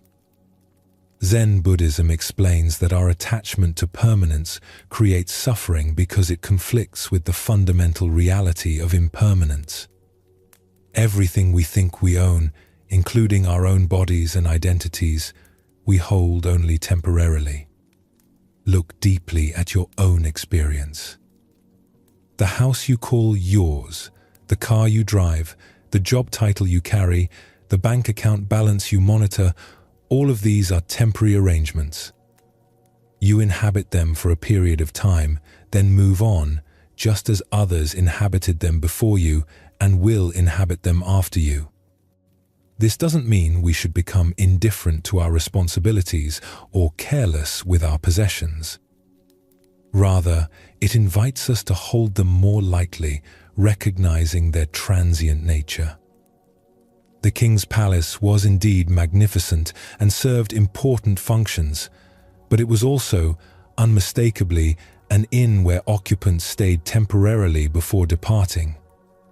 The deeper teaching here shows us how identification with temporary roles creates unnecessary suffering.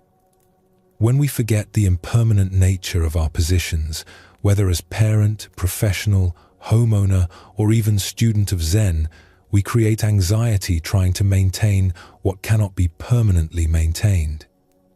Consider your own attachments. Perhaps it's your professional identity, your relationships, your health, or your spiritual achievements. Each of these is precious and worthy of care, but each is also subject to change. The executive becomes retired. The parent becomes empty nester. The student becomes teacher. The healthy person faces illness. These transitions are not failures, but natural expressions of impermanence. Vietnamese Zen master Thich Nhat Hanh taught, "Thanks to impermanence, everything is possible." This teaching reframes impermanence from something to fear into something to celebrate. Because nothing lasts forever, suffering states can transform into joy, closed hearts can open to love, and even the most entrenched patterns can shift toward wisdom. In Zen practice, we cultivate what's called non-attachment, caring deeply while holding lightly. This doesn't mean we become cold or indifferent, but that we learn to love without clinging, to work without grasping, and to enjoy without demanding permanence. The spiritual teacher's insight pierces through the illusion that any of us are permanent owners of anything. We are all temporary guests in the inn of existence, borrowing our roles and possessions for the brief time we inhabit them. This recognition can bring either despair or profound liberation, depending on how we receive it.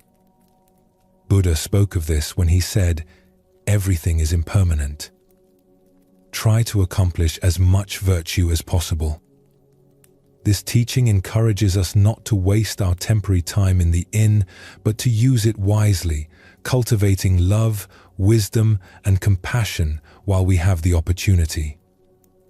Tonight, as you rest in your own temporary dwelling, surrounded by your own temporary possessions, can you feel the profound freedom that comes with recognizing their transient nature? 5. Can you sense how this recognition might actually increase your appreciation rather than diminish it? As the Buddha taught, of all footprints, that of the elephant is supreme. Similarly, of all meditative themes, that on death is supreme. By remembering the temporary nature of our stay in this inn called life, we discover the urgency and preciousness of each moment we're given to practice love and awareness. Let us now turn to a tale about the courage to trust life's current. This is the story of the Crystal River.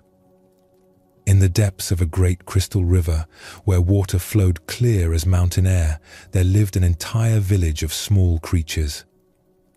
The river's current moved above them like a gentle breath, carrying the wisdom of countless springs and distant seas. Young and old, rich and poor, all made their home along the sandy bottom, each creature grasping tightly to stones, branches, and roots. For generations, clinging had been their way of survival. Every creature learned from birth to wrap their appendages around river rocks and fallen wood. "Hold on," the elders would say.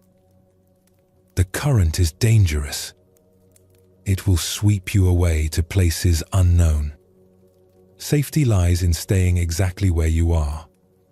But one small creature grew weary of this endless grasping. Day after day, he watched the current flow overhead, seeing how it moved with such purpose and grace. While his neighbors complained about the effort required to maintain their grip, he found himself wondering what it might feel like to trust that flowing water.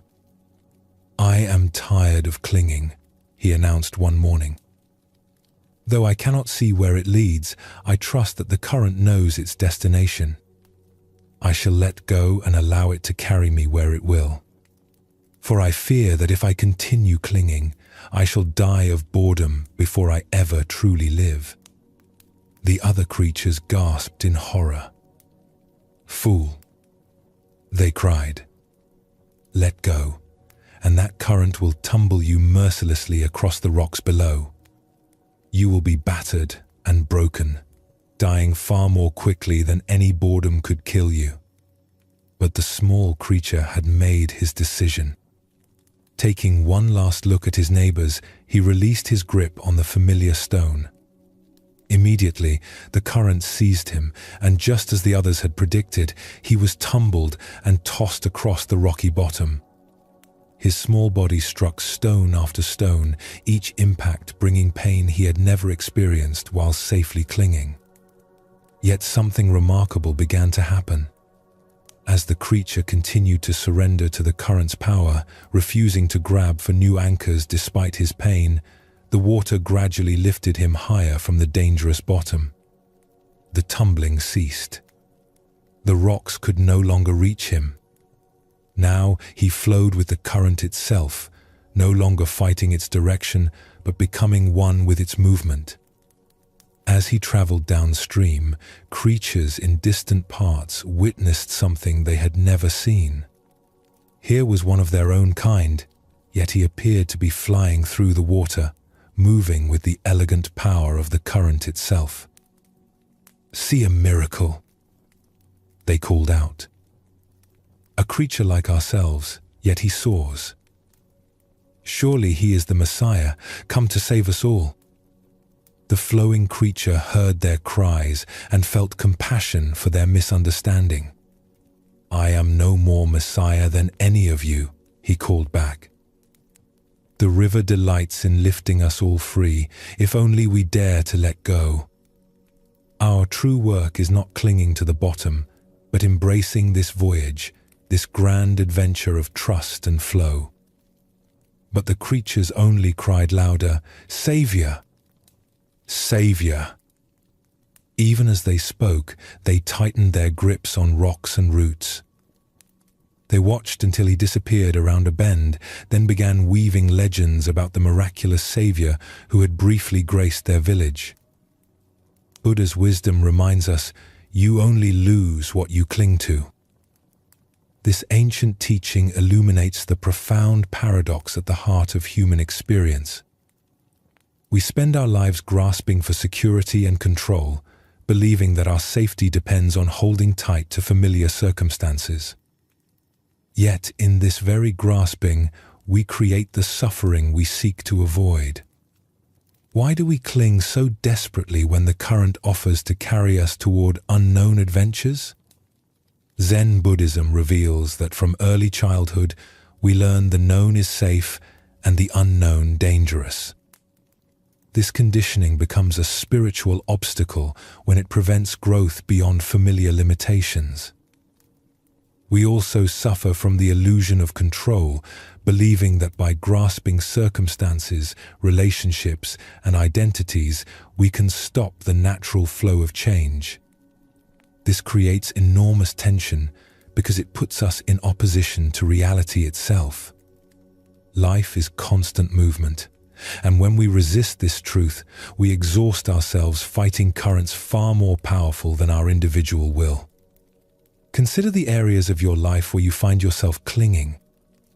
Perhaps it's a relationship that has outgrown its original form, a career that no longer brings joy, or an image of yourself that now constrains your growth. The current of change will flow whether we resist it or not.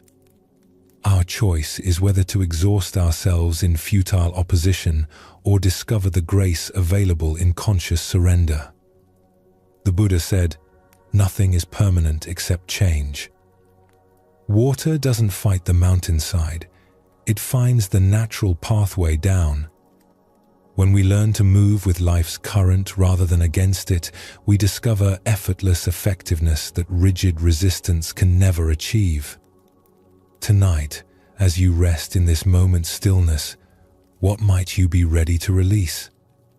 Perhaps it's a worry about tomorrow's challenges, a resentment from yesterday's disappointments, or a way of defining yourself that has grown too small. Can you feel into the current of this moment's aliveness and trust its direction? As the Buddha taught, let go of what has passed.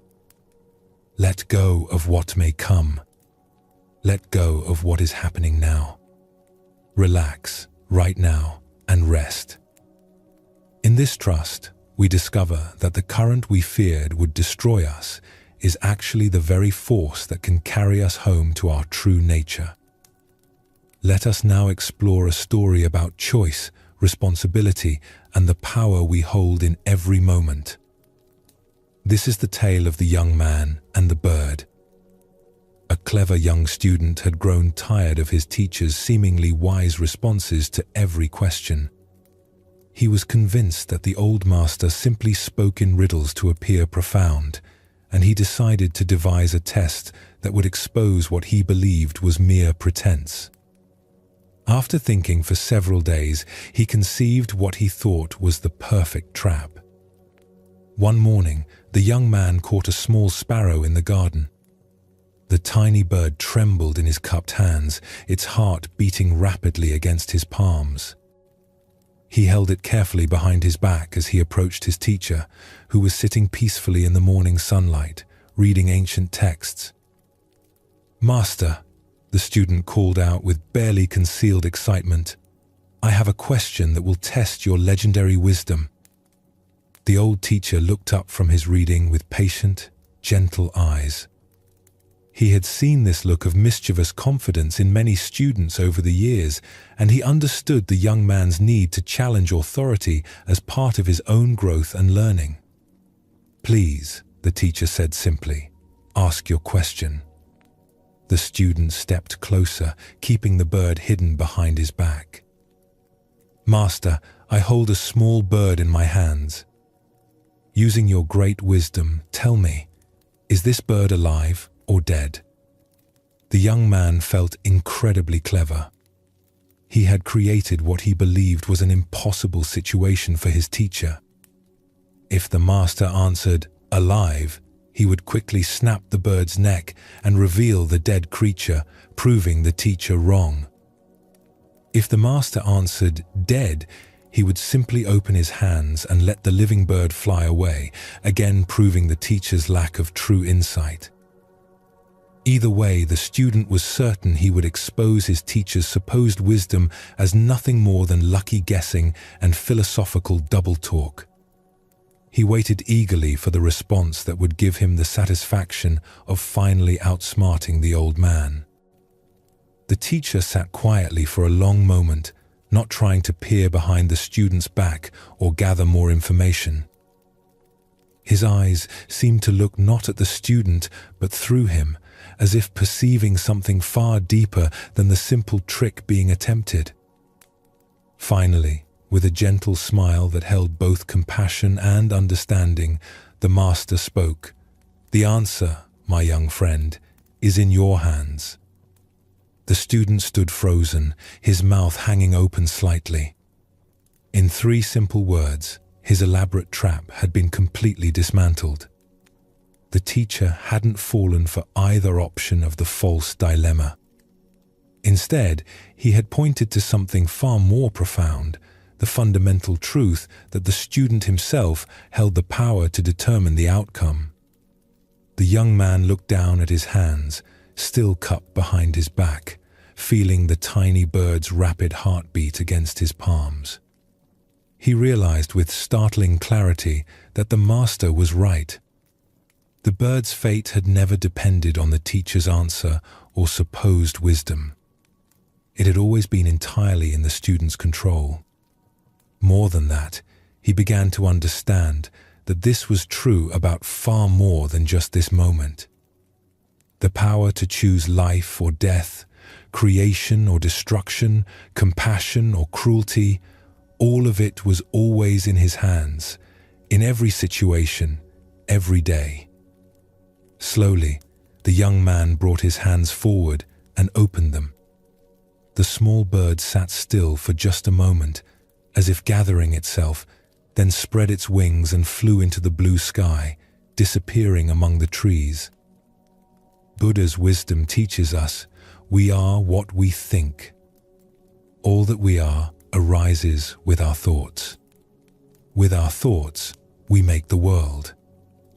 This ancient wisdom illuminates the profound responsibility that comes with conscious choice and the recognition that we are always the architects of our own experience. Why do we so often look outside ourselves for answers that can only be found within? Zen Buddhism points to our tendency to seek authority figures who will tell us what to do, what to think, what to choose. But the deepest teaching is that true wisdom cannot be given from one person to another. It can only be discovered through our own conscious engagement with life. The student's questions seemed to be about the teacher's insight, but it was actually about his own power. He was so focused on proving the master wrong that he almost missed the profound truth being offered, that every moment presents us with choices that shape not only our immediate circumstances, but our character and destiny. Consider your own daily decisions, both large and small. How often do you wait for someone else to tell you what the right choice is? How frequently do you seek permission, approval, or guidance for decisions that ultimately rest entirely in your own hands? The young man's bird represents all the power we hold but sometimes fail to recognize. In our relationships, careers, and spiritual development, we constantly face moments where we hold something precious in our hands, the well-being of others, our own integrity, opportunities for growth or destruction. The outcome depends not on external circumstances or other people's wisdom, but on what we choose to do with the power we possess. The master's response reveals something crucial about authentic teaching. True teachers don't give answers, They point us back to our own capacity for wisdom. They help us recognize the choices we're already making and the power we already possess, rather than encouraging dependence on their authority. Zen teacher Charlotte Joko Beck said, "We are always in choice, even when we think we're not." The bird in the student's hands represents all the moments when we convince ourselves we have no options, no power, no responsibility. But consciousness always involves choice, and choice always involves responsibility. Look deeply at a current challenge in your life. Where are you waiting for someone else to provide answers, solutions, or direction? What would change if you fully recognize that the power to shape the outcome is already in your hands? This doesn't mean you have control over all external circumstances, but you always have choice about how you respond. The Buddha taught, the mind is everything. What you think, you become. Every thought, every intention, every action is like the student's choice with the bird, an opportunity to create life or death, beauty or suffering, wisdom or ignorance. The answer is always in our hands. Tonight, as you consider the various situations in your life where you seek guidance or feel powerless, can you sense the truth the Master was pointing to? Can you feel the weight of the choices you carry every day, not as a burden, but as the fundamental dignity of conscious existence? As the Buddha observed, no one saves us but ourselves. No one can and no one may. We ourselves must walk the path. The bird flies free not because of the teacher's wisdom, but because of the student's choice. In recognizing our own power to choose life over death, compassion over cruelty, truth over deception, we discover that the answer to every important question has always been in our hands. Our next story reveals the power of returning to what is real when fear threatens to overwhelm us. This is the tale of the captured warrior. In ancient Japan, during a time of constant warfare between rival clans, a skilled warrior found himself on the losing side of a fierce battle. As his comrades fell around him and defeat became inevitable, he was captured by enemy soldiers and dragged away from the battlefield, his armor stripped, his weapons confiscated. That evening, they threw him into a dark, cramped prison cell with stone walls that seemed to press in from all sides. The heavy wooden door slammed shut with a finality that echoed through his bones.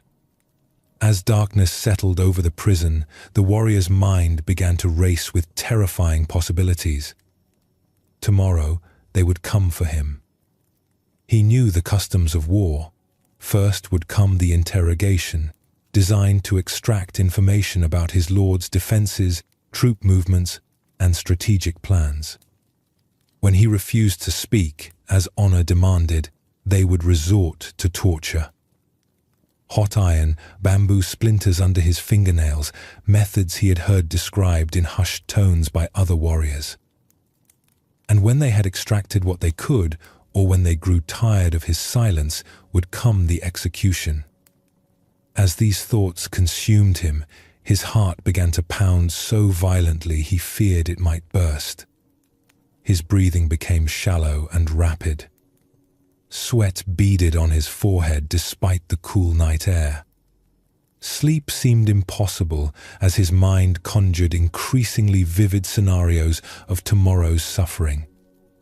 Hours passed in this torment. The warrior paced his small cell, sat against the cold stone wall, lay on the straw-covered floor. Nothing brought relief from the visions of impending doom that played repeatedly in his mind like a terrible dream he couldn't escape. Then, in the depths of his despair, he remembered the gentle voice of his Zen master back at the monastery where he had studied before becoming a warrior. The old teacher's words came to him as clearly as if the master was sitting beside him in the cell. Tomorrow is not real. It is an illusion. The only reality is now. At first, the warrior's frightened mind resisted these words. How could tomorrow be an illusion when the threats were so concrete, so inevitable? But as he sat quietly and allowed the teaching to penetrate deeper, something began to shift. He noticed his breathing. In this moment, he was breathing freely. He felt the straw beneath him, rough but not uncomfortable. He heard the sound of wind moving through the trees outside his window, a sound that spoke of the natural world continuing its ancient rhythms regardless of human conflict. In this moment, he was not being tortured. In this moment, he was not dying. In this moment, there was simply a man sitting in a cell, alive and aware. The terrors that had seemed so overwhelming moments before revealed themselves to be nothing more than thoughts about a future that existed only in his imagination. As this understanding deepened, a profound peace settled over the warrior. His breathing slowed and deepened. His racing heart found a steady rhythm. For the first time since his capture, he smiled. The master's wisdom had freed him from a prison far more confining than the stone walls around him, the prison of anxious thoughts about tomorrow. Within minutes, the warrior fell into a deep, peaceful sleep. The Buddha once said, "If you want to know your past, look at your present condition. If you want to know your future, look at your present actions." This ancient wisdom illuminates the profound truth the warrior discovered in his cell. The only moment in which we ever actually live is this one. Why do we torture ourselves with endless scenarios about the future? Zen Buddhism explains that our minds evolved as survival mechanisms, constantly scanning for threats and planning for protection. While this capacity serves us in genuine emergencies, it becomes a source of suffering when we mistake mental projections for reality. Look deeply at your own experience. How much of your anxiety stems from vivid imaginings of future scenarios that may never occur? The presentation you're worried about, the medical test results you're awaiting, the difficult conversation you need to have, these situations exist primarily in thought, not in present reality. The warrior's teaching shows us that we can acknowledge future challenges without being consumed by them. Planning and preparation have their place, but when they transform into obsessive worry, they rob us of peace and clarity. As Vietnamese Zen master Thich Nhat Hanh taught, "Thanks to impermanence, everything is possible." The future remains unwritten, shaped by causes and conditions we cannot fully predict or control. The worried mind assumes that current difficulties will inevitably continue or worsen, but impermanence teaches us that everything changes. The warrior in his cell could not know what the next day would actually bring. Perhaps his lord's forces would mount a rescue. Perhaps his captors would show mercy. Perhaps diplomatic negotiations would secure his release. Buddha spoke of this when he said, "The past is gone, the future is not yet here, and there is only one moment for you to live." This teaching doesn't encourage us to ignore future responsibilities or avoid reasonable planning. Instead, it invites us to recognize where our attention habitually goes and to gently guide it back to the richness of present experience. In Zen practice, we cultivate what's called beginner's mind, approaching each moment with fresh awareness rather than predetermined anxiety. When we truly inhabit the present, we often discover that it contains resources for peace and clarity that worried thinking never revealed. Consider how the warrior's shift in attention transformed his entire experience. The same cell, the same uncertain future, but by returning to present moment awareness, suffering transformed into peace. This transformation is available to us in every moment of anxiety or fear. Tonight, as you notice your mind creating stories about tomorrow's challenges, remember the captured warrior and his master's wisdom. What is actually happening right now? What simple experiences, breathing, sitting, the temperature of the air, are available to anchor you in reality rather than imagination? As the Buddha taught, do not dwell in the past, do not dream of the future, concentrate the mind on the present moment. In this teaching lies the key to the warrior's prison and our own. Let us now explore a tale about mastery that transcends technique. This is the skill of the butcher. Lord Wenhui was known throughout his domain for appreciating excellence in all its forms. Whether observing musicians, craftsmen, or artists, he had developed a refined eye for recognizing true mastery when he encountered it. One day, while visiting the kitchens of his estate, he stopped to watch his cook, a man named Ding, prepare meat for the evening's feast. What Lord Wenhui witnessed was unlike anything he had ever seen before. Cook Ding was butchering an enormous ox, but his movements were so graceful and fluid that the work appeared more like a sacred dance than a mundane kitchen task. Every gesture flowed seamlessly into the next. Each touch of his hand, every lean of his shoulder, each step of his feet, and every bend of his knee moved in perfect rhythm and harmony. The blade of Ding's knife moved through the animal with an almost musical quality, making soft whispers as it found its way between joints and around bones. The massive ox seemed to fall apart effortlessly under his touch, as if the meat and bones were dissolving like clouds dispersing in a gentle wind. There was no hacking, no struggling, no force applied anywhere, just smooth, continuous motion that made the entire process appear almost magical.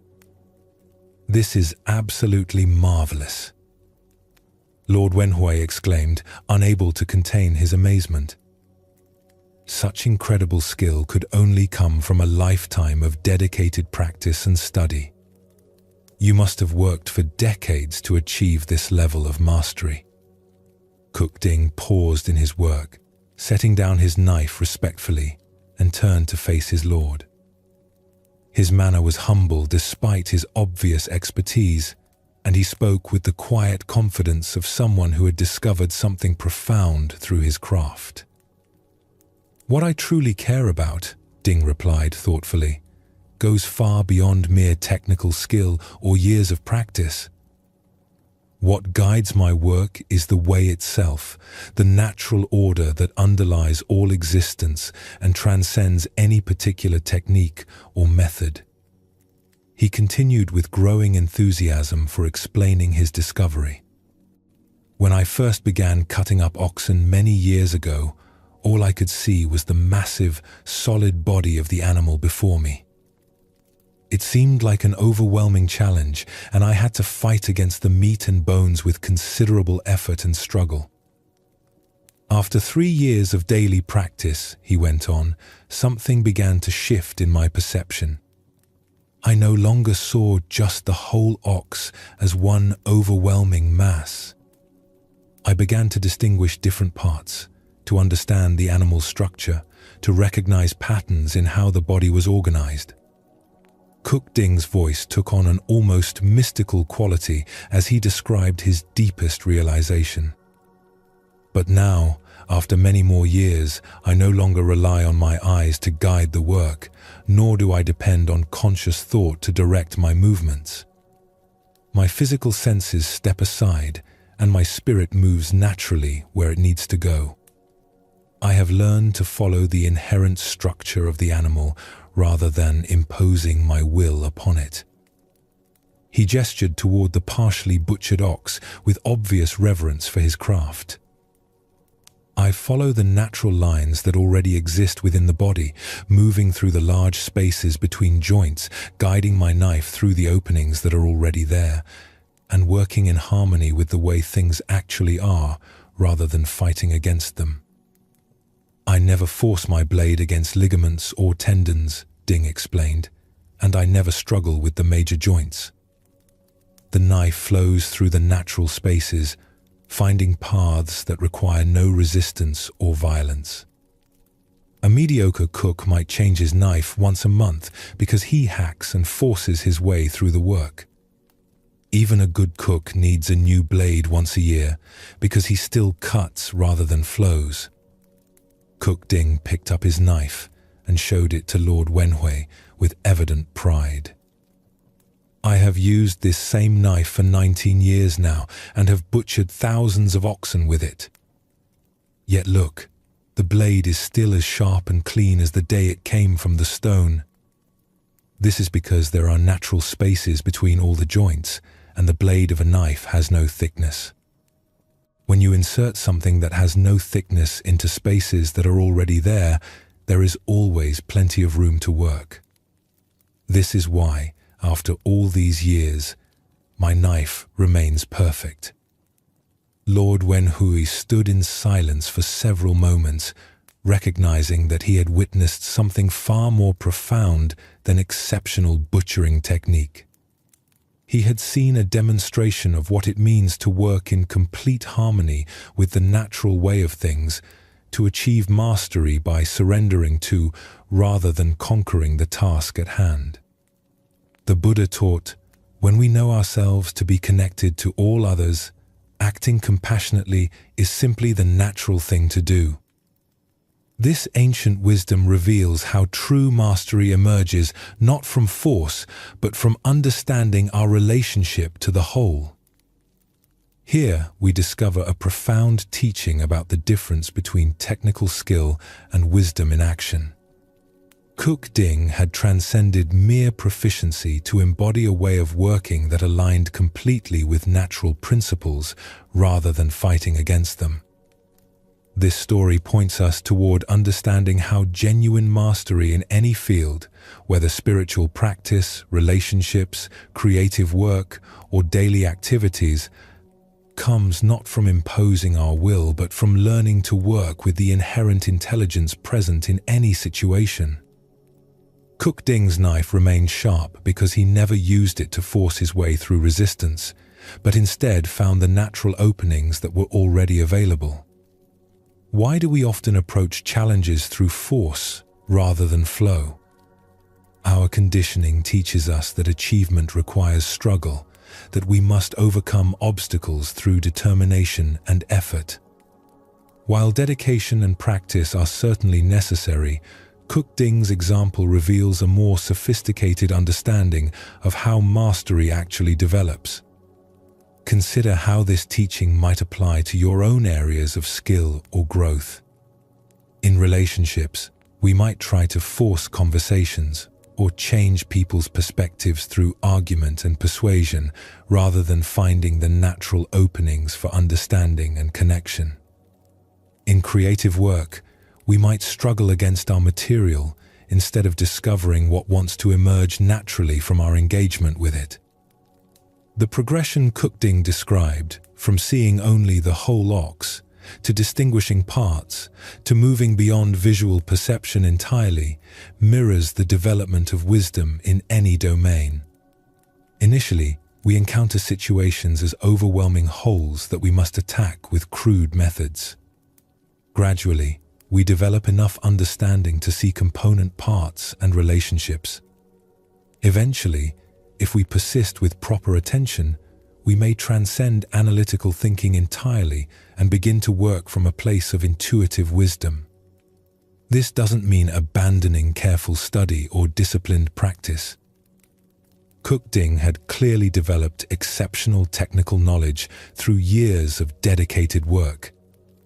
But he had allowed this knowledge to transform into something deeper, a felt sense of how to move in harmony with the natural order rather than against it. Zen master Dogen wrote, "Time is not separate from you, and as you are present, time does not go away." Cook Ding had discovered this same principle in his craft. By being completely present to the work at hand, he found the timeless spaces between joints where his knife could move effortlessly.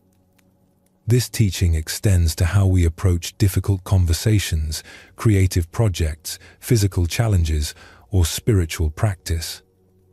Instead of approaching each situation as a problem to be conquered, we can learn to sense the natural openings, the places where gentle movement is possible, the inherent structure that can guide our actions. The Buddha said, "However many holy words you read, however many you speak, what good will they do you if you do not act upon them?" Kuk Ding embodied the holy words through his actions, demonstrating that any activity can become a spiritual practice when approached with the right understanding. Tonight, as you consider the challenges you'll face tomorrow, can you imagine approaching them with Kuk Ding's wisdom? Instead of immediately looking for what you need to overcome or force through, might you first sense for the natural openings, the spaces where gentle movement is possible? As the Buddha taught, just as a mother would protect her only child with her life, even so let one cultivate a boundless love towards all beings.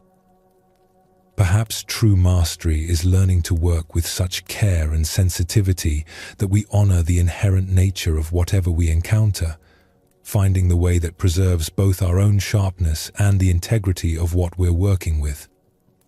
Let us continue our journey with a story about the transformative power of fearlessness and unconditional compassion. This is the tale of the thief and the Zen master.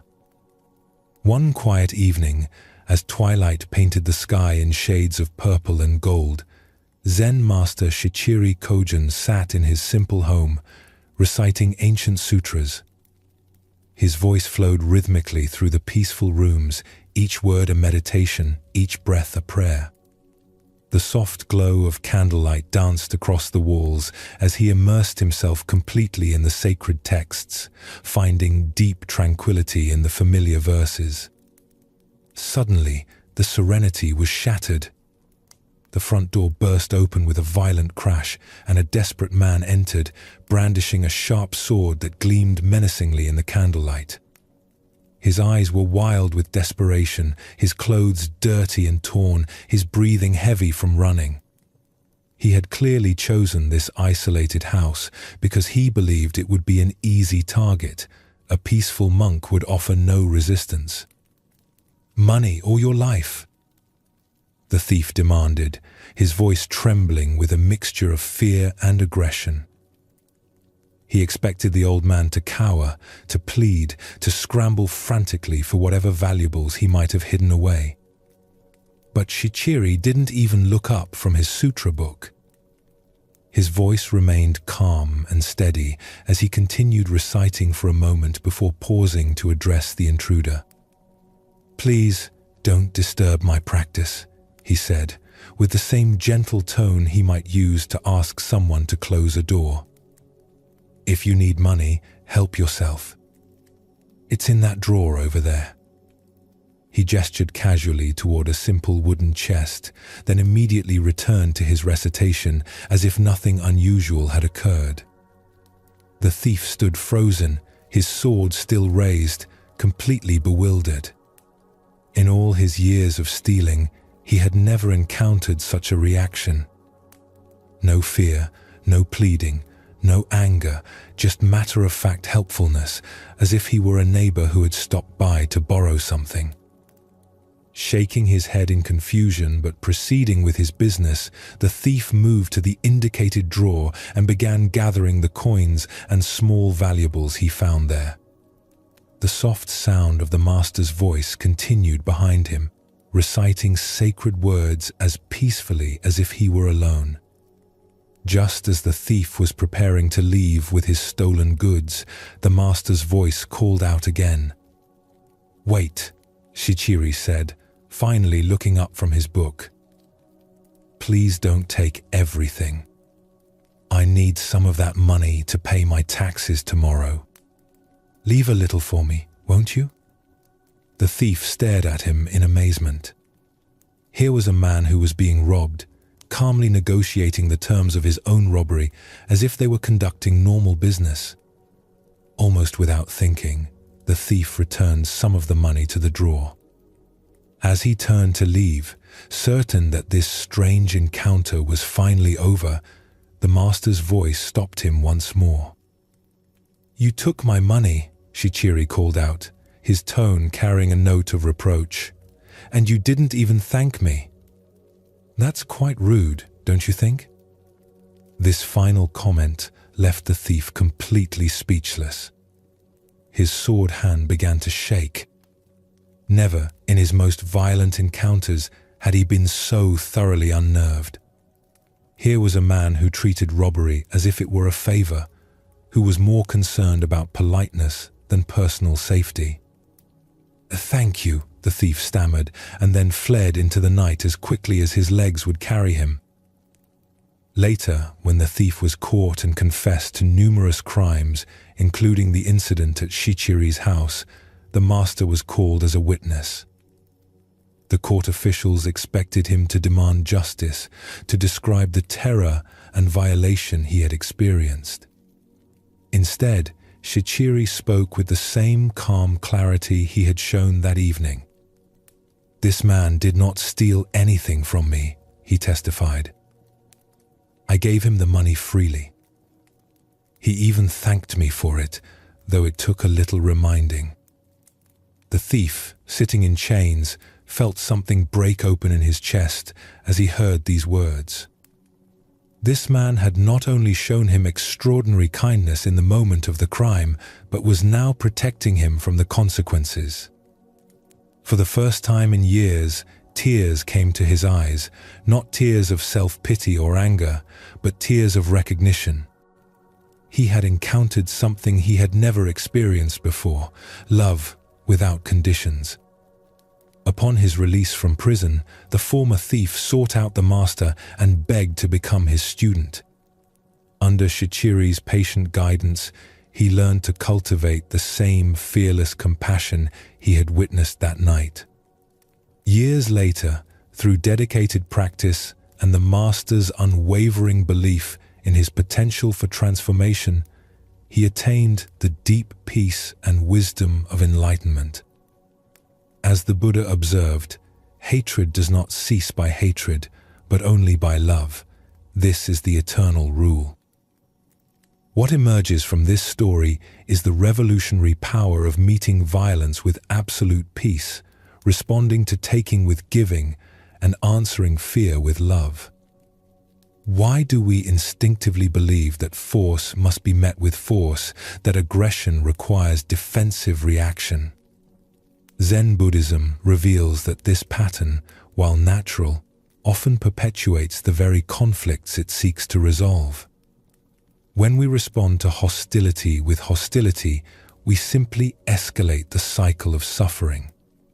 But when we respond with genuine compassion, not passive submission, but active love, we create space for transformation that wouldn't otherwise exist. Look deeply at your own experience.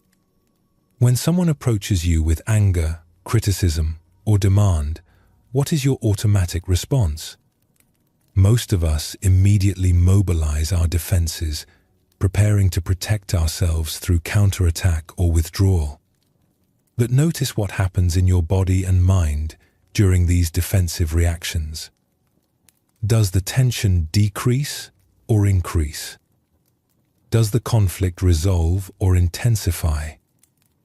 In Zen practice, we cultivate what might be called the courage of defenselessness. This doesn't mean being naive about genuine danger or allowing ourselves to be harmed unnecessarily. Rather, it means developing the confidence to respond to difficult situations from our highest wisdom rather than our most primitive instincts. The Buddha taught, in the end, just three things matter: how well we have lived, how well we have loved, how well we have learned to let go. Shichiri embodied all three in his encounter with the thief. He lived from complete presence, loved without conditions, and let go of any attachment to his possessions or even his personal safety. Consider the people in your life who challenge you: the difficult colleague, the critical family member, the aggressive driver in traffic. What would it mean to meet their energy with the same kind of fearless compassion Shichiri showed, not by agreeing with them or submitting to their demands, but by refusing to match their level of reactivity, by staying connected to your own center of peace regardless of their behavior? Tonight, as you encounter your own moments of tension or conflict, can you remember the master who treated a robber as an honored guest? Can you find the space between stimulus and response where choice lives, where you can decide to meet aggression with peace, taking with giving, fear with love? Buddha's wisdom reminds us, better than 1,000 hollow words is one word that brings peace.